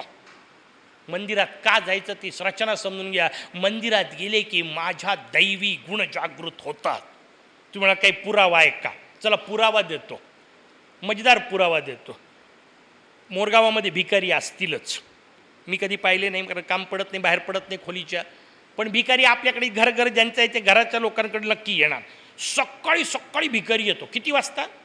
अनेकदा तुम्ही उठलेली नसता, नुकतेच दात घासत बाहेर आलेले असता, त्यावेळा येऊन तुम्हाला भिकारी मागतो. मला सांगा, त्यावेळा त्याला तरी भूक लागते का हो? इतक्या सकाळी 6 वाजता त्याला तरी भूक लागते का? नाही लागत. मग तेवढ्या सकाळी भिकारी तुम्हाला का मागतो? कधी विचार केलाय तुम्ही? त्याला जर भूक 12 वाजता लागत असेल तर त्यांनी 12 वाजता येऊन मागावं की नाही? तो तुम्हाला सकाळी 6 वाजता का मागतो याचा कधीतरी विचार केलाय? तुम्ही नाही केला, त्यांनी नाही केला, पण त्याला माहिती आहे एवढं उपयोगाचं आहे, त्याला तेवढं कळलं अनुभवाने. तो सकाळी 6 वाजता येऊन मागतो का? कारण फक्त त्याच वेळा तुम्ही देण्याच्या अवस्थेत असता. कारण नुकतेच उठलेले असता आणि काल सांगितलं तसं परमात्म्याच्या जवळून आलेले असता, परब्रह्मतत्वाचा स्पर्श झालेला असतो, म्हणून दातृत्व माझ्यात आलेलं असतं. म्हणून उठल्या उठल्या कोणी काही मागितलं तर आपण देऊ शकतो, कारण त्यावेळा आपण देण्याच्या अवस्थेत असतो. थोड्या वेळात आपलाच भिकारी झालेला असतो. हे मागते मागते माग, कोण देते मग? हाच भिकारी, हा सगळ्या जगाला मागणार, याला कोण काय मागणार आहे? मग संध्याकाळी मला सांगा, सकाळी भिकारी भीक मागतात, संध्याकाळी त्यांना भूक लागत असेल की नाही? असं तर होऊच शकत नाही ना, संध्याकाळी भिकाऱ्याला भूक लागत नाही. पण संध्याकाळी कुठला तरी भिकारी फिरताना तुम्ही पाहिला का? नाही पाहिला का? मग असे सांगितलं तसं संध्याकाळपर्यंत हाच भिकारी झालाय. आता याला मागून काय उपयोग आहे? मग संध्याकाळी भिकारी कुठं असतात? त्याचं उत्तर आहे देवळाच्या दारात. गंमत पा कशी मजेदार आहे. संध्याकाळी भिकारी कुठे? देवळाच्या दारात. आणि देवळाच्या दारात असलेली भिकारी सुद्धा मजेदार रचना तुमच्या लक्षात येईल. केवळ गर्दी म्हणून नाही, कारण गर्दी हॉस्पिटलमध्येही असते, गर्दी जेलपाशीही असते, आजकाल जास्तच असते नाही का. तिथं भिकारी नाही राहत, आतमध्ये असतात, बाहेर नसतात. न बोललेलं बरं, जाऊ द्या. मंदिराच्या दाराशी भिकारी बसलेले असतात. पुढची गंमत मी आपल्याला मुद्दाम सांगतो. त्या भिकाऱ्यांना एक मस्त मानसशास्त्र समजतं. तुमचं लक्ष असेल तर तुमच्याही लक्षात येईल. ते जेव्हा तुम्ही मंदिरात जाता तेव्हा तुम्हाला मागत नाहीत. तुम्ही मंदिरात जात असताना एकही भिकारी हात पुढं करत नाही. तो शांतपणे तुम्हाला जाऊ देतो, कारण त्याला माहिती हाच मागायला चाललाय. हा आतमध्ये जातो, मागतो, वापस येतो. वापस येताना भिकारी तुमच्या समोर हात करतो आणि तुम्हीही हात खिशात घालता का? त्याचं उत्तर आहे, जेव्हा मंदिरात जाऊन बसता तेव्हा भले भिकारी म्हणून आले असाल, पण मोरयाच्या जवळ बसल्यानंतर मोरयाची प्रसन्नता तुमच्यात येते, मोरयाचं दातृत्व तुमच्यात येतं. आणि म्हणून पायरीहून उतरता उतरता कदाचित तुम्ही देऊ शकता, द्याल याची गॅरंटी नाही, पण कदाचित देऊ शकता. भगवंताच्या प्रतिमेच्या नुसतं जवळ गेलं तर तुमच्यात हा दातृत्व भाव येईल. मला सांगा, भगवंताच्या जवळ गेले तर किती जागृत होईल? कळलं पाहिजे आपल्याला. म्हणून भगवंताच्या प्रतिमेनी एवढे फायदे होतात, प्रत्यक्ष भगवान मिळाले तर. स्वामीजींच्या जीवनातला मस्त प्रसंग आहे. स्वामीजी बोटीवरून प्रवास करत होते आणि प्रवास करता करता त्यांचा एक सहाध्यायी जोरात त्यांना म्हणाला, स्वामीजी म्हणजे स्वामी विवेकानंद, जोरात ओरडत आला, अरे म्हणे चल नरेंद्रा बाहेर. त्यावेळेला नरेंद्रच नाव होतं. बाहेर चल म्हणे, काय हरकत आहे? नुसते यांच्याकडे येऊन पोहोचले होते रामकृष्णांकडे आणि येता येता सांगितलं म्हणे चल बाहेर पटकन. म्हणे काय झालं? म्हणे बाहेर दृश्य पहा किती सुंदर आहे. स्वामीजी डोळे मिटून ध्यान करत होते. यांनी सांगितलं बाहेर दृश्य पहा किती सुंदर आहे. स्वामीजींनी डोळे मिटल्या मिटल्याच मस्त उत्तर दिलं. स्वामीजी म्हणाले, बाहेर मायेच्या राज्यातले दृश्य इतके सुंदर असतील तर डोळे उघडून पाहण्यापेक्षा डोळे मिटून पहा, मायापतीच्या राज्यातले किती सुंदर आहेत. आतमधलं दृश्य पाहता येणे याला मंदिरात जाणे म्हणतात. असं मंदिराच्या नुसत्या जवळ गेलं तरी आपली प्रवृत्ती सुधारते. काल सांगितलं तसं प्रवचनात नुसतं येऊन बसलं तरी उद्यापासून आता काहीतरी चांगलं सुरू करायचं असं प्रवचन संपेपर्यंत वाटत राहते. तसं त्या नामाला झालं. त्यांनी जसं कुंडाचं पाणी पिलं तेवढ्यापुरता त्याच्यावर परिणाम झाला. नामा अतिशय वाईट होता म्हणून परिणाम अतिशय तीव्र झाला. आपली पंचायत आहे, आपण ना धड वाईट आहो ना चांगले आहो, त्याच्यामुळे आपला परिणामही मोठा अजब आहे. टोकाचा असलं पाहिजे, तेवढ्या टोकाचा वाईट होता, त्याच्यामुळे परिणामही तेवढ्या टोकाचा झाला, पण तो तात्कालिक होता. तेवढ्यात त्याच्या कर्मधर्म संयोगाने महर्षी मुद्गल तिथे येऊन पोहोचले आणि यांनी हातातली काडी पुन्हा उचलली, गळून पडली. याला इतकं आश्चर्य वाटलं, माझ्या आयुष्यात कधी घडलं नाही. मी हातात शस्त्र उचललं आणि गळून पडलं असं कधी होऊच शकत नाही. यमाचा दंड एक वेळ गळल वगैरे वगैरे स्वतःचा अहंकार त्याला. माझ्या हातातून गळून पडलं शस्त्र याचा अर्थ समोरची व्यक्ती सामान्य नाही. थोडासा परिणाम तीर्थानी झालाच होता. यांनी पाय धरले, म्हणे काही करा मला मार्ग दाखवा. यांनी सांगितलं असा मार्ग फुकटात दाखवता येत नाही आणि गुरुनी असा हात केला की तिकडं काहीतरी आलं असं काही होत नाही. स्वतःला अनुष्ठान करावं लागेल. म्हणे कमीत कमी 12 वर्ष. ही फार सुंदर रचना आहे, लक्षात घ्या. कमीत कमी 12 वर्ष तपश्चर्या करायची. म्हणून आपल्याकडे 12 वर्ष या काळालाच तप म्हटल्या जातं. 12 वर्षाचा काळ म्हणजे तप. एक तप त्यांनी ते कार्य केलं म्हणजे काय 12 वर्ष. का 12 वर्ष? प्रत्येक गोष्टीला कारण आहे. विनाकारण नावाची गोष्ट काहीही नाही. या जगात विनाकारण एकच गोष्ट कोणती माहिती आहे? माझा मोरया. विनाकारण म्हणजे त्याला कोणी कारण नाही म्हणून तो विनाकारण. तेवढा एक सोडला तर बाकी काही विनाकारण नाही, प्रत्येकाला कारण आहे. का 12 वर्ष? त्याचं उत्तर तुमचं माझं हे जे शरीर आहे या शरीराची रचना राज्यसभेसारखी असते. थोडं समजून घेऊ. राज्यसभा कधीही बरखास्त होत नसते. मग काय होतं? दर 2 वर्षांनी 2/3 रिटायर्ड होतात.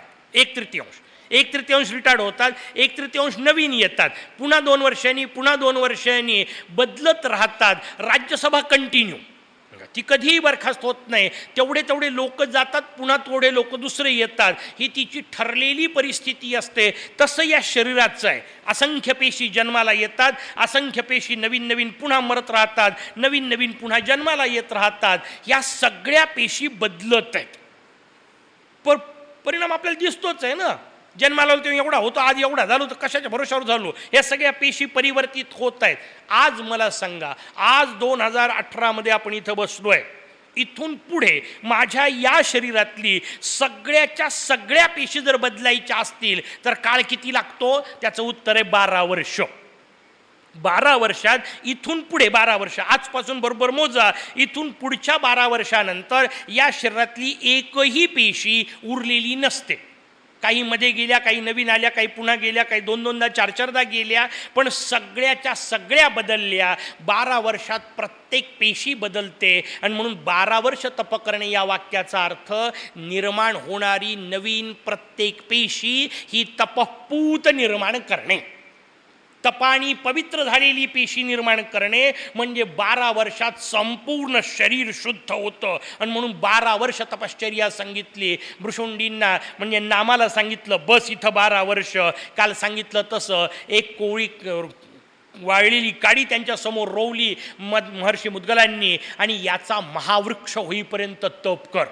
कथा आपल्याला सांगितली की जाताना शुष्क असला पाहिजे. दंडवत, काय सुंदर शब्द आहे. नमस्कार कसा करायचा?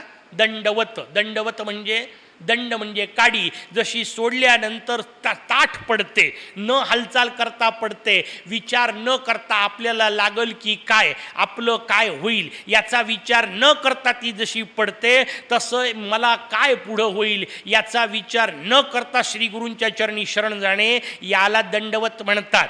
नुसतं आडवं पडणे नाही.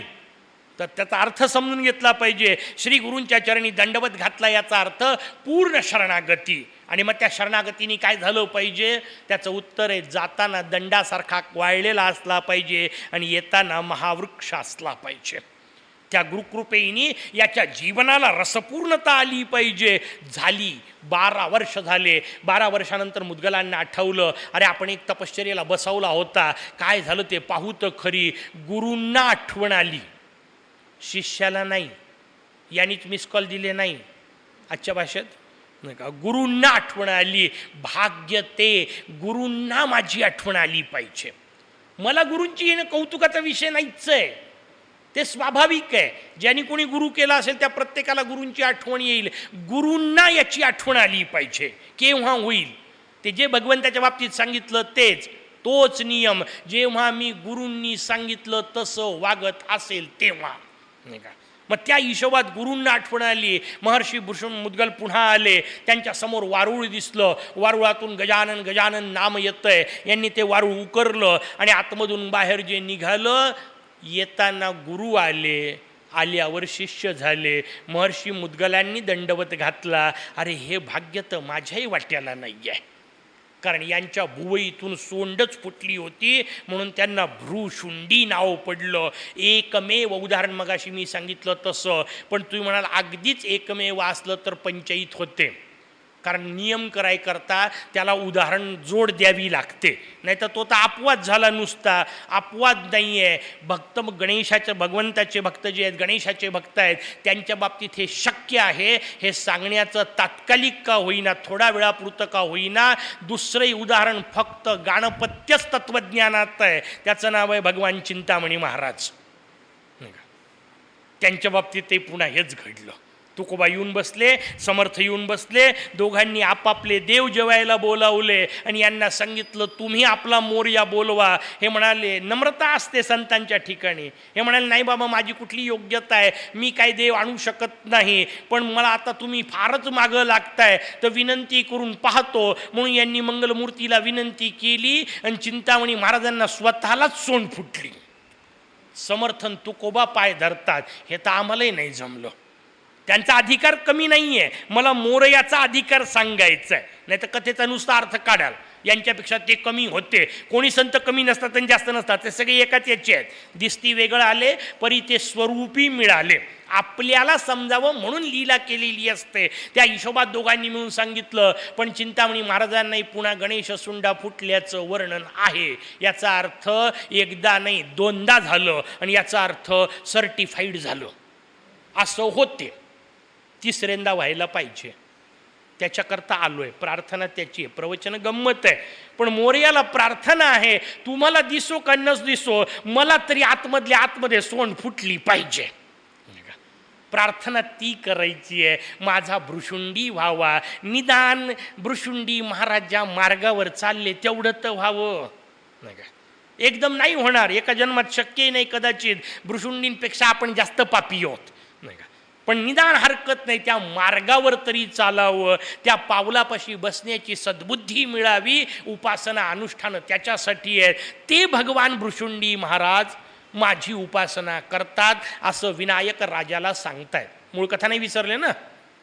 हां, विनायकांनी सांगितलं त्या भ्रुशुंडीने आज माझी उपासना केली. राजा म्हणतो मला दर्शन घडवा. विनायकांनी डोळे मिटले. राजा विनायक भ्रुशुंडींच्या आश्रमात भ्रुशुंडींचं ते दिव्य दर्शन पाहिलं. राजांनी पुन्हा दंडवत घातले आणि राजांनी सांगितलं कश्यपात्मज विनायक माझ्याकडे सध्या भगवान गजानन आलेले आहेत, गणेश आलेले आहेत, तुम्ही दर्शनाकरता यावं. काय भक्तराज आहे. भ्रुशुंडींनी पहिला प्रश्न विचारला, म्हणे 4 हात आहेत? ते म्हणे नाही 2च हात आहेत. कारण विनायक अवतार हा मानवी स्वरूपातला अवतार आहे, त्या स्वरूपात भगवान राहत होते. म्हणे 4 हात आहेत?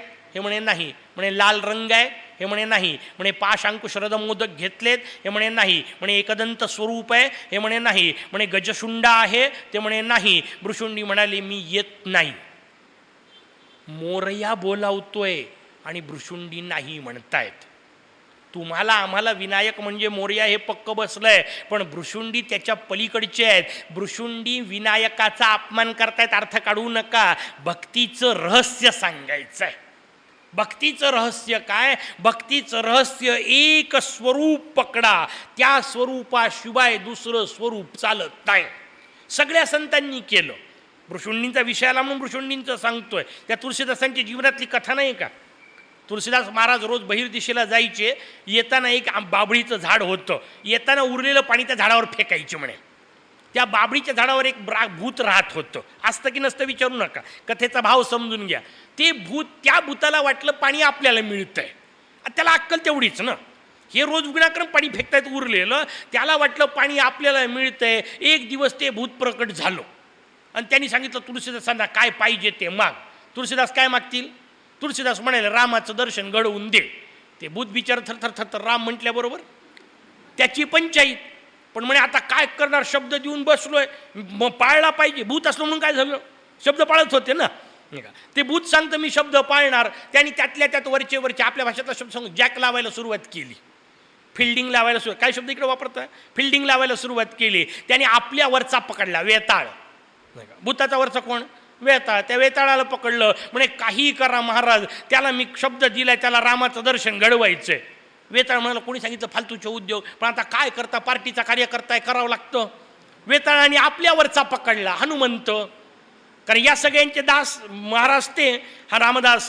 त्याच्यामुळे हिशोबामध्ये हनुमंतांना पकडलं. हनुमंतांनी पुन्हा तेच सांगितलं, पण म्हणे हरकत नाही, आपला आहे तर करायला हरकत नाही. म्हणून रामचंद्रांना प्रार्थना केली. तुळशीदासांना सांगण्यात आलं गंगेच्या घाटावर बसा, तुम्हाला दुपारी 12 वाजता दर्शन होईल. तिकडून 2 सुंदर राजकुमार घोड्यावर बसून उड्या मारत आले. तुळशीदासाच्या समोर येऊन उभे राहिले. दर्शन घेऊन निघून गेले. हनुमंत येऊन विचारतात झालं का दर्शन? म्हणे कुठं आले? अरे म्हणे आत्ता 2 कुमार नव्हते आले का? दत्ता उड्या मारत घोड्यावरून उतरले, तुझ्याकडून चंदन लावून घेतलं. रामन लक्ष्मण होते. तुळशीदास म्हणतात तसे नाही चालत. माझ्या डोक्यात पक्क बसलंय, दक्षिणे लक्ष्मणो यस्य वामे तुजनकात्मजा पुरतो मारुतीर्यस्य तम वंदे रघुनंदनम. बाकीचे नाही, दाखवायचं असेल तर तसं दाखवा. त्या अट्टहासापायी रामचंद्राला तसं यावं लागलं. प्रत्येक संतांनी एक एक स्वरूप पकडलंय. सूरदास पहा, सूरदासांनी हजारो अभंग केले, फक्त बालकृष्णाचे केले.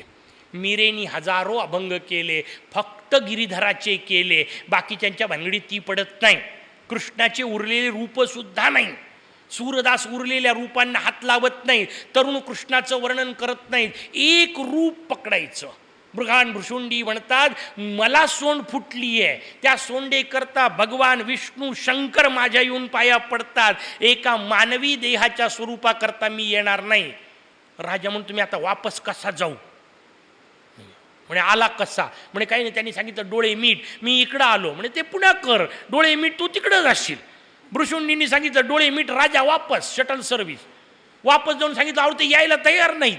म्हणे काय झालं? म्हणे असं असं आहे, त्याच्याशिवाय येत नाही म्हणून सांगितलं. म्हणे ठीक आहे, एक काम कर, आता पुन्हा जा. म्हणे काय गंमत चालवली आहे इकडून तिकडं? म्हणे बरं हरकत नाही, पुन्हा जा. तर पुन्हा जा. राजा पुन्हा येऊन पोहोचला. भगवान विनायकांनी सांगितलं होतं जसं तुम्ही म्हणताय तसे नटले आणि भगवान भृशुंडी आनंदात उभे राहिले. आनंदात उभे राहिले आणि 3 पावलात तिथं जाऊन पोचले असं वर्णन आहे. पण 3 पावलात हे फार महत्त्वाचं आहे. डायरेक्टही जाता येत होतं ना, राजाला जर पाठवता येत होतं, यांना नव्हतं जाता येत का? 3 पावलात का गेले? कारण 3 पावलं टाकल्यानंतर जिथं पोचले ती जागा 4थ्या पावलाची की नाही? 3 पावलं टाकले आणि मग 4थ्या जागी पोचले. याचा अर्थ जागा कोणती? 4थी. म्हणजे 3 सोडून गेले म्हणून 4थ्या जागी पोचले. 3 काय सोडले? 3 देह सोडले, 3 अवस्था सोडल्या, 3 काळ सोडले आणि कालत्रयातीतपर्यंत पोचले. देहत्रयातीतपर्यंत पोचले. 3 सोडून 4थ्या जागी जिथं पोचता येतं त्याला चतुर्थी असं म्हणतात. त्या 3 अवस्था सोडणे आणि 4थ्या जागी पोचणे याला चतुर्थी म्हणतात. भगर की उसळ याचा संबंध नाही.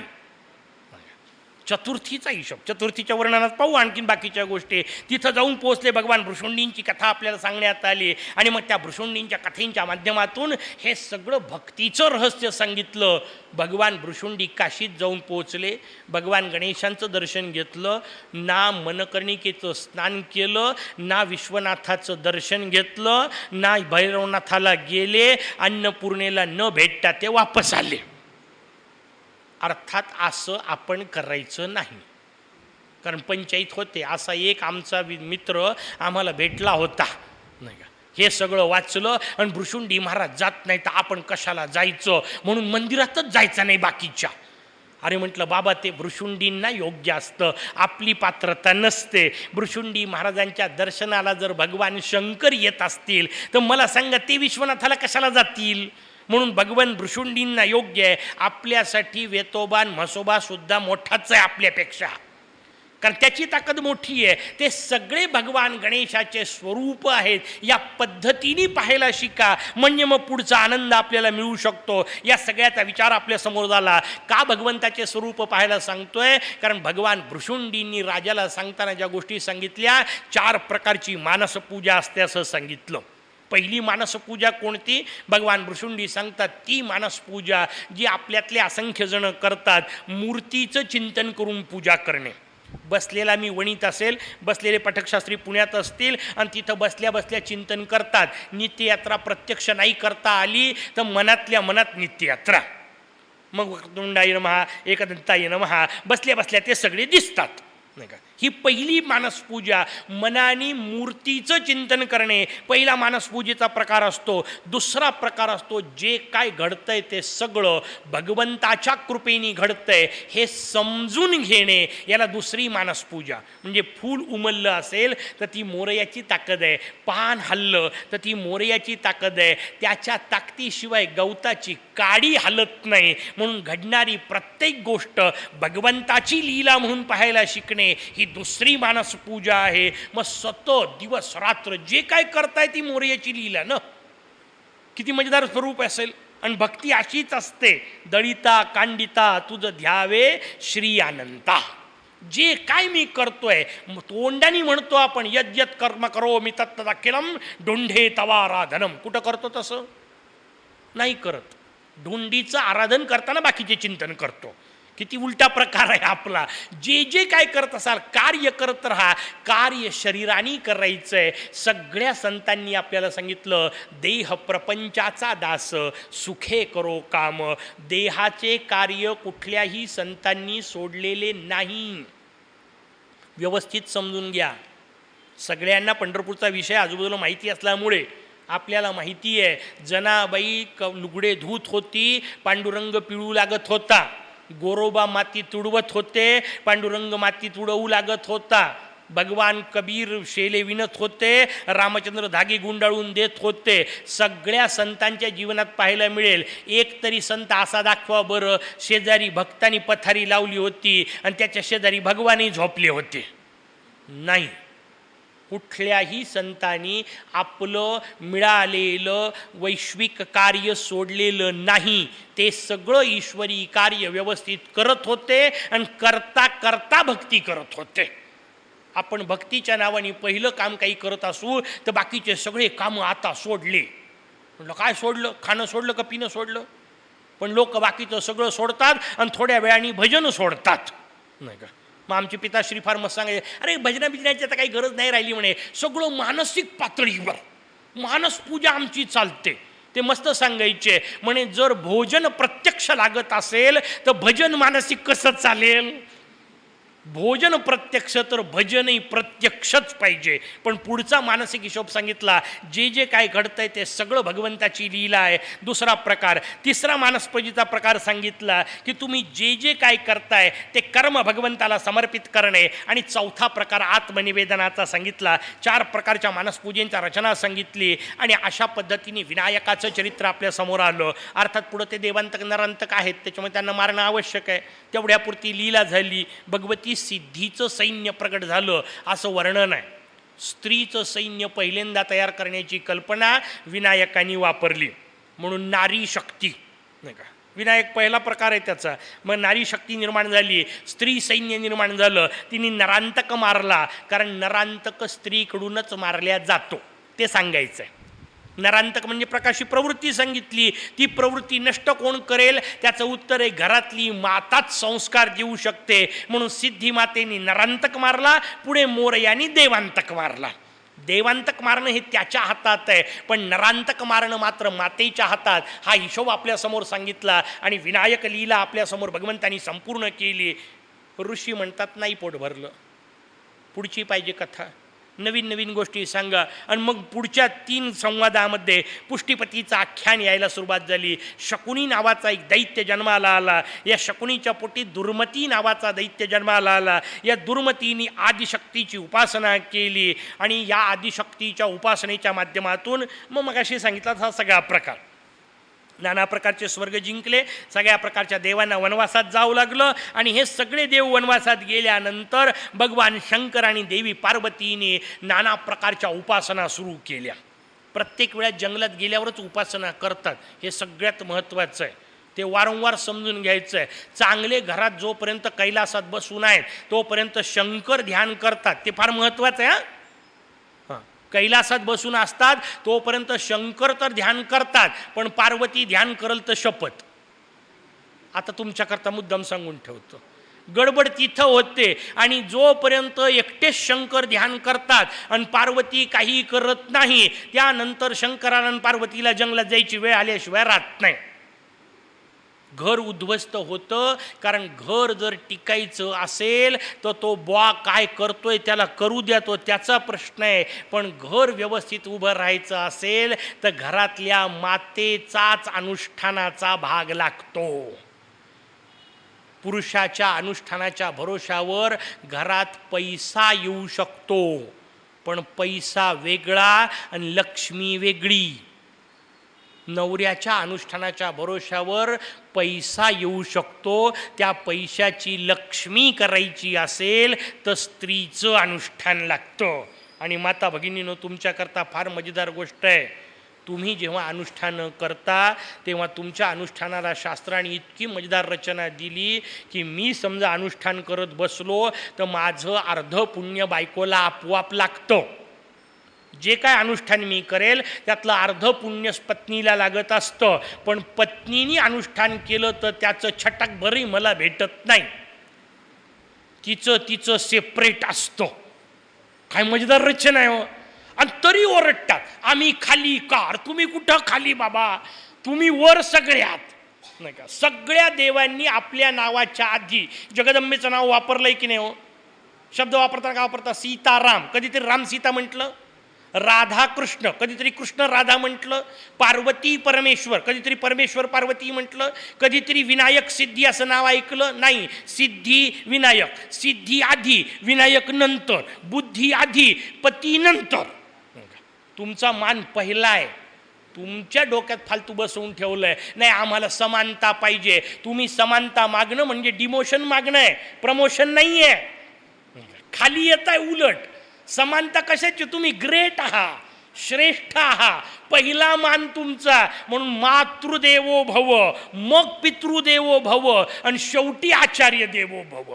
नंतरचा प्रकार आहे आधी आईला नमस्कार. संन्यास घेतला तरी तिचा नमस्कार सुटत नाही. संन्याशांनी बापाला नमस्कार करायचा नसतो.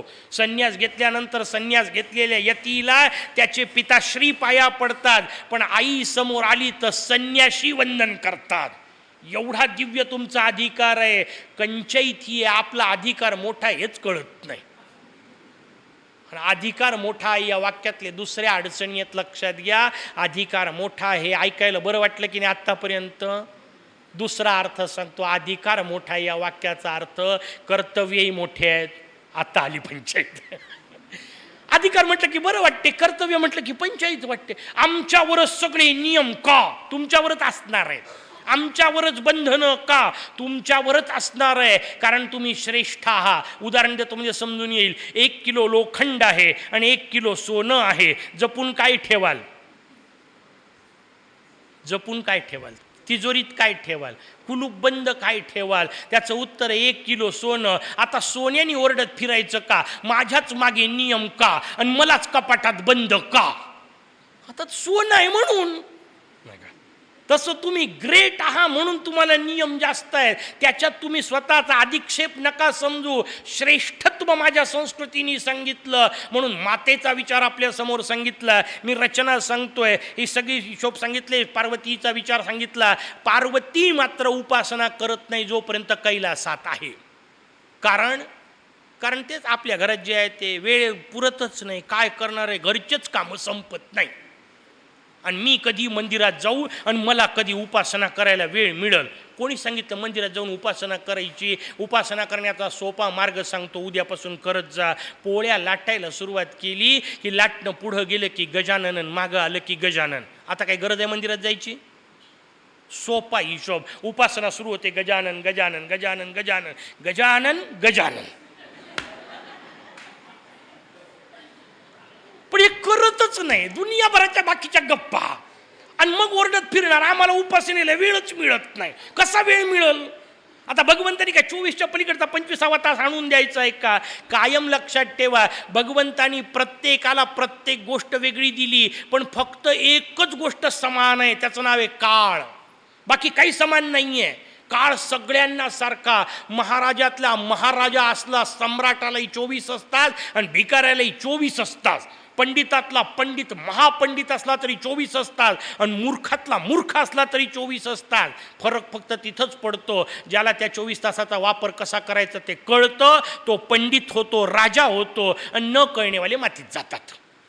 फार महत्त्व आहे. भगवंताच्या जवळ पोचायचं असेल तर काळाची किंमत ओळखा. त्याला नमस्कार केल्याशिवाय वर जायचं नसतं.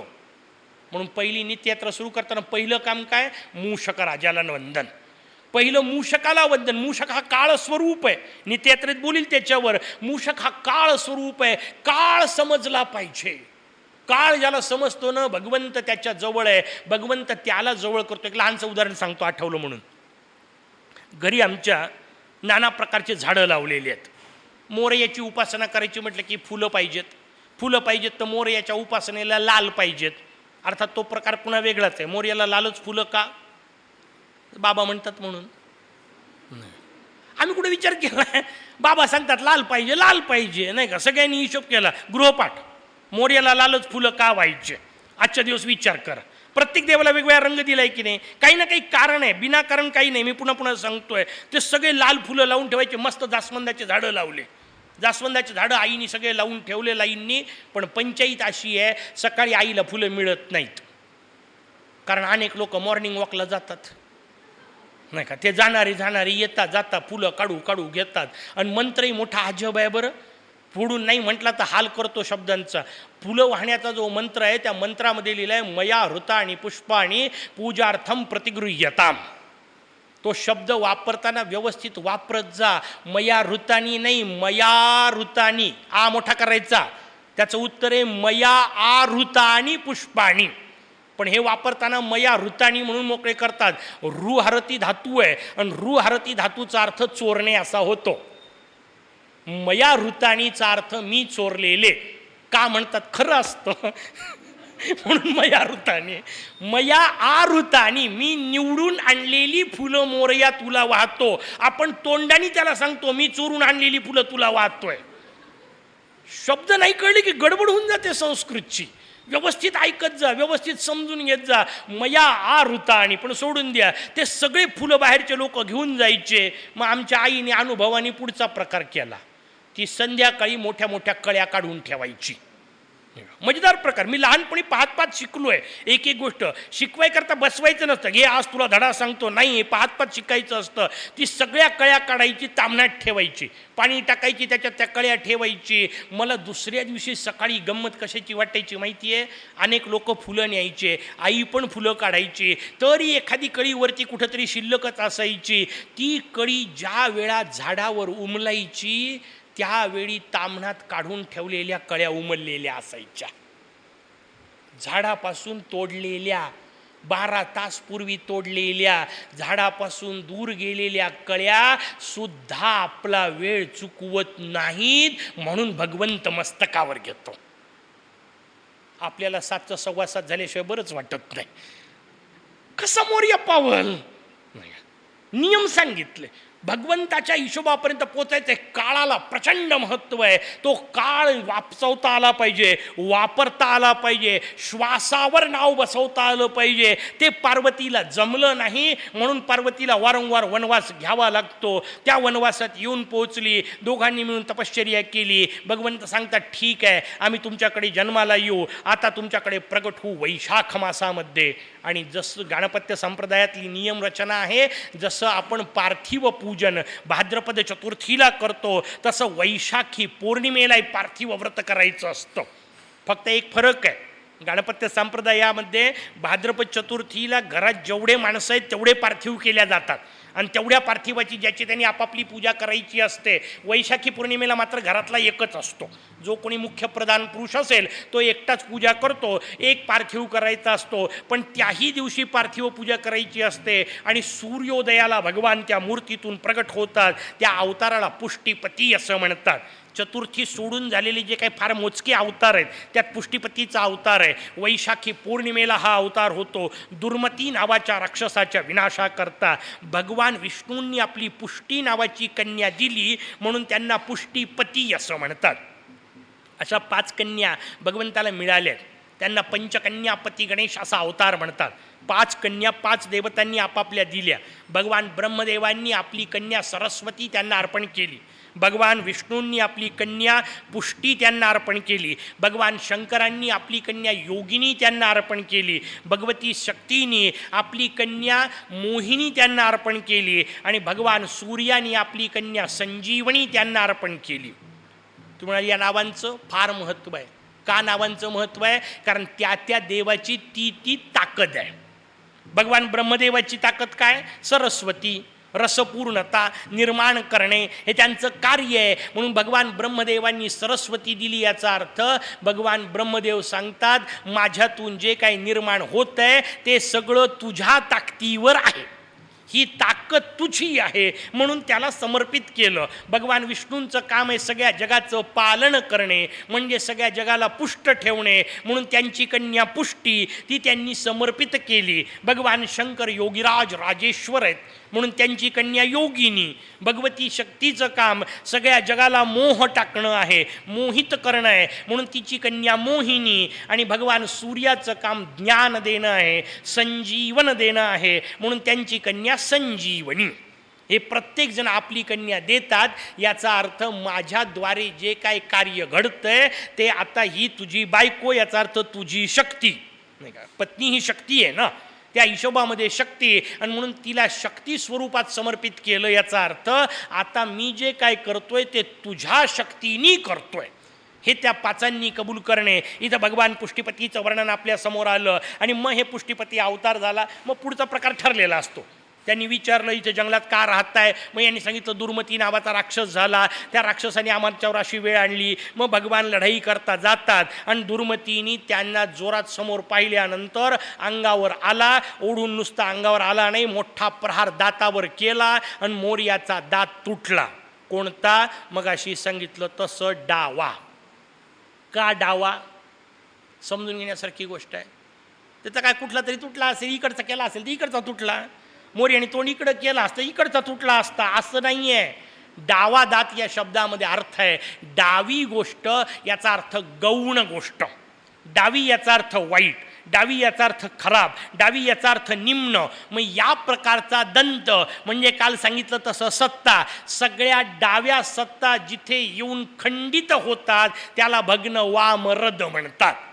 ज्याच्या उजव्या म्हणजे चांगल्या, म्हणजे शुद्ध, म्हणजे पवित्र सत्ता जिथं आल्यानंतर पूर्ण होतात त्याला तुंग सव्यदंताय नमः म्हणतात. दोन नावं तेवढ्याकरता सांगितले. डावा दात तुटला, भगवंतानी तोच दात धरला आणि त्याच्या मस्तकात घातला आणि दुर्मती मातीत घातली. कशा करता? दुर्मती नावाचा राक्षस नेहमी मुद्दाम दुर्मती मातीत घातली असं स्त्रीलिंगी वापरलं, कारण त्या नावाचा राक्षस नुसता नाही मारला. इथल्या दुर्मतीचं काय कराल? राक्षस तर इथं बसलाय ना, तो कधीतरी झालेला नाही मारला, इथला मारला, केसानी मारला, दंतानी मारला. म्हणजे कशानी मारला? सत्तेनी मारला. ज्या क्षणी कळतं माझ्या सत्ता सगळ्या तुकड्या आहेत, तुटक्या आहेत, तुझीच सत्ता पूर्ण आहे, हे ज्या दिवशी कळतं त्या दिवशी माणसाची जी मरते तिला दुर्मती असं म्हणतात. चुकीची मती गेली, आता भगवंता तुझीच सत्ता कळली असं ज्याचं होतं त्याचा वैशाखाचा सूर्य उगवतो, बाकी त्यांची अमावस्या. का त्याला सूर्य उगवता ना, त्याचा सूर्योदय झाला. भगवान सूर्योदयाला प्रगट होतात याचा अर्थ काय? ज्ञान प्रगट होतं. आणि ज्ञान कोणतं? दुर्मती नाश हेच ज्ञान. तेवढंच आपल्या हातात आहे. ती दुर्मती नष्ट केली एकदंताच्याच कथेनी होते. का? कारण त्याची एकट्याची सत्ता आहे हे कळलं की दुर्मती दूर होते. हिशोब आपल्या समोर तोच सांगितला, दुर्मतीचा विषय सांगितला. आणि मग आणखीन कथा आपल्या समोर आल्या. पुढच्या आणखीन कथा सांगा म्हणून जशी विनंती केली तशी अगस्तीची कथा सांगायला सुरुवात केली. अगस्ती नावाचे दिव्य ऋषी, लोपामुद्रा नावाची त्यांची पत्नी. काय सुंदर नाव आहे हो, पत्नीचं अत्यंत सुंदर नाव लोपामुद्रा. मुद्रा म्हणजे चेहरा, लोप म्हणजे संपून जाणे. जिनी स्वतःची ओळख पतीच्या कार्यात संपवून टाकली, विलीन होऊन गेली, तिला लोपामुद्रा म्हणतात. नाही सांगितलं चालणार नाही का आजकाल? माय आयडेंटिटी चलू देते, लोपामुद्रा नाही होऊ शकत. अगस्तींची लोपामुद्रा नावाची दिव्य पत्नी आहे. त्या अगस्तींची लोपामुद्रेने विनंती केली. प्रसन्न झाले अगस्त्याने. विचारलं काय पाहिजे? म्हणे मला ऋतुदान पाहिजे, पण मला ऋतुदान सामान्य पद्धतीने नको, राजोपभोगानी पाहिजे. तुम्ही माझ्यासोबत फिरावं पण राजेशाही थाटात असावं. हे म्हणतात आश्रमात तो राजेशाही थाट कुठून आणायचा? पण आता बायकोनी एवढ्याने विनंती केली आहे, बायकोची इच्छा पूर्ण करणं नवऱ्याचं काम आहे. ऋषी उठले, राजाकडे जाऊन पोचले. पैसा आणणार कुठून? राजाकडून. राजाकडे जाऊन पोचले. राजा दिलीप कार्य करत होते. राजा दिलीपांना जाऊन सांगितलं पैसा तुझ्याजवळ किती आहे? म्हणे महाराज असं काय विचारतं, तुम्हाला किती पाहिजे ते सांगा. म्हणे तसं नाही, लोकांच्या गरजा पूर्ण झाल्यानंतर जो उरेल तो मला दे. महाराज दिलीप म्हणतात असा पैसा उरत नसतो, कारण लोकांच्या गरजा कधी संपतच नसतात. लोकांच्या गरजा संपणारी गोष्ट नाही, ते किती झालं तरी पुढचं निर्माण होत असतं. महाराज अगस्ती म्हणतात मग तुझ्या पैशाचा काही उपयोग नाही, तू स्वतःच भिकारी आहेस, तुझा पैसा काय घ्यायचा. म्हणजे असा कोणाजवळ पैसा आहे का की ज्याच्याकडून मी घेऊ शकेल. राजा दिलीपानी संधी शोधली, म्हणजे फार बरं झालं ऋषी भेटलेत, वापरून घेतले पाहिजे नेमक्या पद्धतीने. कोणाला काय मागायचं आणि कोणाचा उपयोग कुठं करायचा कळलं पाहिजे ना. अगस्ती येऊन पोचले आणि सांगितलं एक काम करा, म्हणजे वातापी नावाचा एक राक्षस आहे. हा वातापी राक्षस आपल्या भावाला मारतो. दोघे जण जादूगार आहेत, माया आहेत त्यांच्याजवळ, त्या हिशोबामधले आहेत. तो आपल्या भावाला मारतो, त्याला मारलेलं अन्न शिजवतो, अन्नात टाकतो, ते अन्न सगळ्या आलेल्या ब्राह्मणांना खाऊ घालतो आणि त्यानंतर मायेने त्याला पुन्हा बाहेर बोलावतो. तो भाऊ आपले या सगळ्या आलेल्या ब्राह्मणांचे पोटं फोडून बाहेर येतो आणि हा सगळ्या ब्राह्मणांचं द्रव्य हरण करून मोकळा होतो. त्याला जर जमत असेल तर पहा, काही त्याच्याजवळ पैसा भरपूर आहे. अगस्ती म्हणतात ओके नो प्रॉब्लेम. अगस्ती तिथं जाऊन पोहोचले, वातापीच्या आश्रमात पोहोचले. गेल्यानंतर वातापीने नेहमीच्या पद्धतीने सांगितलं आज माझ्या वडिलांचं श्राद्ध आहे, म्हणे काळजी करू नको, मी तेवढ्याच करता आलोय, सगळे मुक्तच करतो. म्हणे यांनी मोठा गड्डा केला जमिनीला, असं वर्णन आहे. अंगठा दाबला आणि गड्डा केला, म्हणजे सगळं याच्यातच वाढ. त्याला एवढं धक्का बसला, नुसत्या अंगठ्याने गड्डा केला जमिनीला. पण त्यांनी विचार केला बाकीचे ब्राह्मण नंतर मारू, याला पहिले मारलं पाहिजे, मोठा आहे नाही का, याला पहिले मारू. त्यांनी सगळं वाद्य वापरलं. अगस्ती खाऊन मोकळे झाले, पोटावरून नुसता हात फिरवला नाही का, आणि राक्षस पचला. म्हणून आपल्याकडे नियम आहे, अन्न जास्त खाल्लं झालं आणि भूक समजा नाही त्याच्या पलीकडं खाल्लं तर पोटावरून हात फिरवताना या काही ऋषींचे नावं घेत जा. अगस्तिम, कुंभकर्णंच, शनिंच, वटवानलम, आहार परिपानांतु स्मरामीच वृकोदर. वृकोदर म्हणजे भीम. या सगळ्या लोकांच्या आठवणी काढाव्यात, म्हणजे काय काय पचवता येतं ते त्यांनी आपल्याला शिकवलं नाही का. त्या लोकांचे नावं घ्यावेत. अगस्तींचं नाव घ्यावं जेणेकरून खाल्लेलं अन्न पचतं असं सांगितलंय. समजून घ्यायचे, त्यातले भाव समजून घ्यायचे. या ऋषींना शरण जावं. अगस्तींनी तो पचवून टाकला आणि मग वातापीच्या मागं लागले. वातापी समुद्रात जाऊन लपला. कथा आपल्याला ऐकून माहिती आहे म्हणून नुसत्या कथा नाही सांगायच्या. समुद्रात जाऊन लपला. यांनी समुद्र प्राशनाचा प्रयत्न केला, जमला नाही. जमला नाही म्हटल्यानंतर माझी ताकद कुठं कमी पडते, इकडं तिकडं नाही विचारायचं. विचारायला थेट ब्रह्मदेवाकडे गेले. बाकीच्यानं कशाला विचारायचं, थेट ब्रह्मदेवाला विचारू. ब्रह्मदेवांनी सांगितलं तुझ्या आतमध्ये जोपर्यंत मद भरलेला आहे तोपर्यंत तुला कसं जमेल, कारण तू या मदात गेला की मी याला पचवला आता त्यालाही मारील, समुद्रसुद्धा गिळून टाकील. हा तुझा मद होता. मद आतमध्ये असेपर्यंत जमणार नाही. आणि मद दूर करायचा असेल तर एकदंताशिवाय पर्याय नाही. तू एकदंताला शरण जा. भगवान ब्रह्मदेवांनी त्यांना एकदंताला शरण जायचं सांगितलं. आणि मग मद माणसाला कसा मातीत घालतो हे सांगण्याकरता राधाकृष्णाचं आख्यान सांगितलं. पुराणांची रचना मस्त असते, एका गोष्टीतून दुसरी, दुसऱ्यातून तिसरी, तिसऱ्यातून चौथी. पहिली आठवते की नाही पाहत जा, म्हणजे स्मरणशक्ती बरी आहे की ते कळतं नाही. पुढची कथा सांगितली राधाकृष्णाची. भगवान कृष्णांना अहंकार झाला, विष्णूंना अहंकार झाला. कशाचा? ज्यावेळी त्रिपुरासुर नावाचा राक्षस जन्माला आला, तो मरेना, त्यावेळी भगवान शंकरांनी विचारलं भगवान कृष्णांना की मी याला कसं मारू. कृष्णाने उपाय तर सांगितला, पण कृष्णाच्या डोक्यात आलं मी उपाय सांगितल्यामुळे शंकर जिंकू शकले आणि याचा अर्थ मी शंकरांपेक्षा मोठा आहे. हे कृष्णाच्या डोक्यात बसलं. बरं, हे कृष्णाच्या डोक्यात बसलं, त्या कृष्णावर माझी सत्ता चालते हे राधेच्या डोक्यात बसलं. दोघंही अहंकाराने ग्रस्त झाले आणि दोघांचे परस्परांशी भांडणं झाले. विरजा नावाची एक आणखीन दासी होती, त्या दासीवरून दोघांचे भांडणं झाले. या तिघांनी एकमेकाला शाप दिले असं वर्णन आहे. कृष्णाचा सखा श्रीदामा, तो नंतर सुदामा म्हणून जन्माला आला. राधा नंतर जन्माला आली, तिला विरह प्राप्त झाला. भगवान कृष्ण मानवी रूपामध्ये जन्माला आले. तिघांनाही जन्माला यावं लागलं. त्यांचा अहंकार गेला, त्यांनी एकदंताची उपासना केली, तेव्हा त्यांना मार्ग मिळाला. म्हणून हे अगस्ती, तू आता एकदंताची उपासना कर असं भगवान ब्रह्मदेवांनी अगस्तींना सांगितलं. अगस्तींनी मयुरेश्वर क्षेत्रावर येऊन मोरयाची उपासना केली, ताकद मिळाली. मोरयाने सांगितलं समुद्र ग्रहण कर. अगस्ती समुद्र पिऊन मोकळे झाले वगैरे वगैरे. कथा आपल्याला पुढची माहिती आहे, तो भाग नाही महत्त्वाचा. हे एकदंताचं चरित्र आपल्याला सांगत गेले, एवढ्यानीच भागलं नाही. ते म्हणतात आणखीन काहीतरी सांगा. पुन्हा प्रल्हाद विचारतात गृत्समदांना आणखीन काहीतरी सांगा. पुन्हा शौनक म्हणतायत सूतांना आणखीन काहीतरी सांगा. पुन्हा दक्ष म्हणतायत मुद्गलांना आणखीन काहीतरी सांगा. तिन्ही वक्ते म्हणतात अहो 9 वाजले, आता आणखीन किती सांगा. पण म्हणतात हरकत नाही, तुम्ही आता विचारलंच आहे, ते एक कथा सांगतो. चिंतामणी नावाचं आख्यान सांगायला सुरुवात केली. म्हणे गणासुर नावाचा एक राक्षस झाला. तिघही सांगतात, तसं नाही सांगायचं, पूर्ण व्यवस्थित कसा झाला. म्हणे ब्रह्मदेव एक दिवस स्नानाकरता गेले. ब्रह्मदेवांच्या सोबत त्यांची कन्या सरस्वती होती. त्या कन्या सरस्वतीचं यौवन पाहिलं. ब्रह्मदेव स्खलित झाले. ते वीर्य वाहत गेलं. अभिनंदन नावाचा एक राजा होता. त्या राजाने आपल्या राणीसह जलक्रीडेला आला होता. ते ब्रह्मदेवांचं शक्ती त्या राणीच्या शरीरात गेली, पण सुयोग्य पद्धतीने नाही शक्ती निघाली होती. कन्येकडे पाहून निघाली होती. विकृत मार्गाने निघाली होती. जन्माला चांगला कसा येईल? जन्माला राक्षस आला. तो गणासुर नावाचा राक्षस जन्माला आला. कपिलांच्या आश्रमात एक दिवस येऊन पोहोचला. कपिलांच्या गळ्यामध्ये भगवान चिंतामणी रत्न लटकलेलं होतं. यांनी ते पाहिलं. बाकीची कथा ते विश्वामित्राची सांगितली तशी आहे.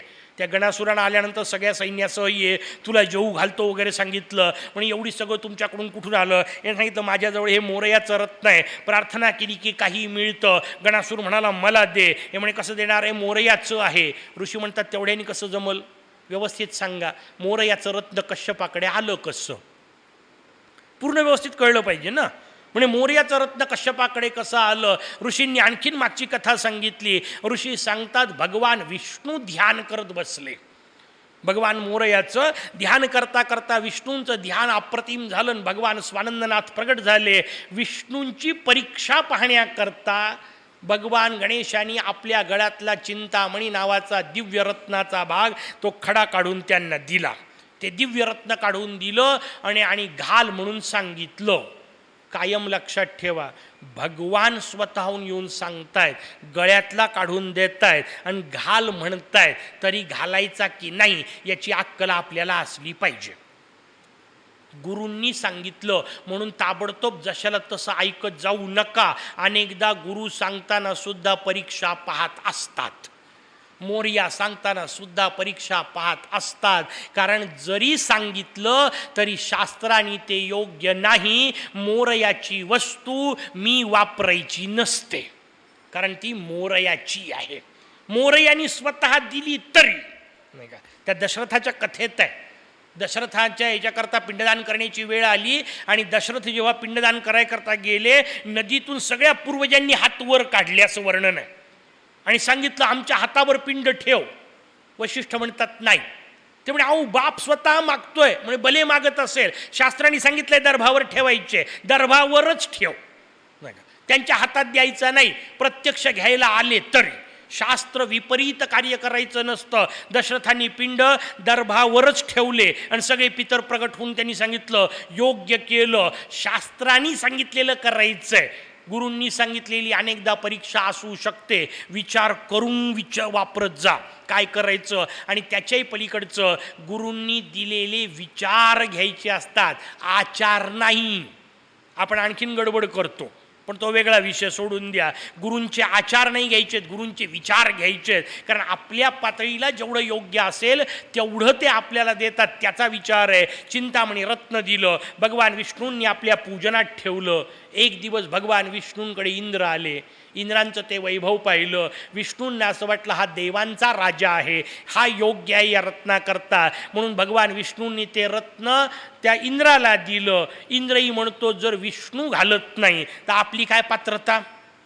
इंद्राणी नाही घातलं. पण एक दिवस महर्षी कश्यपांच्या आश्रमात आले आणि कश्यपांचं ते दिव्य तेज पाहिलं. ते दिव्य तेज पाहिल्यानंतर त्यांच्या लक्षात आलं की कश्यप हे अंतरंगी आत्मलीन झालेले आहेत, भगवत स्वरूप आहेत. म्हणून त्यांनी तो चिंतामणी कश्यपांना दिला. कश्यपांनी भगवंताचा प्रसाद म्हणून तो स्वीकारला.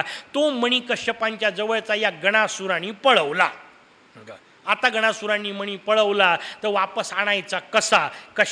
कश्यपाच्या मागे इंद्र, इंद्राच्या मागे विष्णू, सगळ्यांनी मिळून मोरयाची प्रार्थना केली आणि चिंतामणी रत्न मिळावं म्हणून चिंतामणी रूपात भगवान प्रगट झाले. कारण जे मिळवायचं त्याचंच स्वरूप असलं पाहिजे, त्यालाच ते मिळेल. आनंद मिळवायचा असेल तर आनंद हे ज्याचं स्वरूप आहे त्याच्याच जवळ जावं लागेल. तसं चिंतामणी कोण? माझा मोरया. कारण तो सगळ्या चिंता दूर करतो, नव्हे चिंताच उरू देत नाही. चिंतामणी याचा अर्थ चिंता दूर करतो एवढंच नाही, चिंताच उरू देत नाही. याचा अर्थ जीवनात कष्ट येत नाहीत का? येतात. व्यवस्थित समजून घ्या. भगवंताची भक्ती करणाऱ्याच्या आयुष्यातले कष्ट नष्ट होत नसतात. भक्ताच्याही आयुष्यात कष्ट असतातच, पण तो त्या कष्टाने खचून न जाता उपासना चालू ठेवतो, म्हणून त्याला भक्त म्हणतात. आपण कष्ट आले की उपासना सोडून देतो. भगवंताची उपासना कष्ट दूर करण्यासाठी करायची नसते. कशासाठी करायची समजून घ्या. आमच्या वडिलांकडे एक म्हातारी येऊन पोचली. मायबाईचं वय 95 वर्ष होतं. कशी आली तिचं तिला माहिती. वडीवाकडी काठी टेकवत वाकर घेत कशी तरी आली. 95 वर्षाची म्हातारी येऊन तिने वडिलांना विचारलं. मी शेजारी बसून होतो. ते वडील माझ्याकडे पाहून पहा कसे लोक येतात हे सांगायकरता अशा याच्यात हसले होते फक्त. 95 वर्षाच्या येऊन त्या मायबाईंनी सांगितलं म्हणे आमचे हे काल गेले. आता मला सांगा, ही 95चे तर ते कमीत कमी 98चा तर असेलच ना. 98चा तो गेला तर म्हातारीने येऊन बाबांशी भांडली. ती दादांशी येऊन दादांना म्हणाली असे कसे अचानक गेले. म्हणजे आता 98ला का अचानक असते का? राहिले 98 हेच पुरेसं आहे. पण म्हणे असे कसे अचानक गेले. मी इतके दिवस दरवर्षी न चुकता पौषातले सत्यनारायण केले तरी आमचे हे कसे गेले. बाई तेवढ्या दुःखात सुद्धा अनुप्रसाद बोलत होती. आम्ही सगळे पौषाचे सत्यनारायण केले तरी हे कसे गेले. आमच्या पिताश्रींनी तिला शांतपणे बसवलं. म्हणे माय बस, तुला एक माहिती करता सांगतो. तू केलेल्या सत्यनारायणचं जाऊ दे. ज्यांना प्रत्यक्ष सत्यनारायणपती म्हणून भेटला 16,108 नाही का, त्यांना भगवान श्रीकृष्ण पती रूपात भेटले. म्हणे ह्या 16,108च्या 16,108 विधवा झाल्या होत्या की नव्हत्या? होत्या. या सगळ्या विधवा झाल्या. त्यातल्या 8च सती गेल्याचं वर्णन आहे. उरलेलं 16,100चा लवाजमा घेऊन अर्जुन हस्तिनापूरला निघाला. नुसता निघाला नाही, रस्त्यात चोरांनी लुटला. काय भयानक आहे. ज्याची भीती भगवान शंकरांना वाटावी त्या अर्जुनाला रस्त्यात चोरांनी लुटला. कारण आता अर्जुनाला गांडी उचलल्यात जात नव्हतं. कारण ज्याच्या भरोशावर उचलत होता तो परंधामाला गेला होता. मग अर्जुनाची ताकद पुरतच नव्हती. या 16,108 विधवा झाल्या होत्या. पूज्य पिताश्रींनी त्यांना समजावून सांगितलं म्हातारीला. म्हणे मायबाई जिला सत्यनारायणपती भेटतो तिचाही वेळ जर वेधव्याची वेळ येत असेल तर तू किती पूजा केल्याने तुझं कसं टळेल. समजून घेतलं पाहिजे. म्हणे मग पूजा सगळ्या वाया गेल्या का? म्हणे बिलकुल नाही. म्हणे पूजा कशा करता करायच्या? पूजा फक्त एवढ्या करता करायच्या आहे की ते असले तर त्यांच्यासह आनंदात, ते नसले तर त्यांच्याशिवाय आनंदात. पूजेचं हे रहस्य आहे. पूजा वाचवायसाठी नसते करायची, गेल्यानंतर सुद्धा आनंद बिघडू न देणे यासाठी साधना आहे, यासाठी उपासना आहे. ती तेव्हाच फलद्रूप होते जेव्हा माणसाला एक दंत कळतो, त्याची एकट्याची सत्ता हे कळलं की माणसाला जो मिळतो त्या आतमधल्या आनंदाला चिंतामणी असं म्हणतात. तो चिंतामणी मिळाला की एकदंत खंड पूर्ण होतो आणि मग बाकीचा भाग तो उद्यापासून पाहू. तोपर्यंत जय गजानन.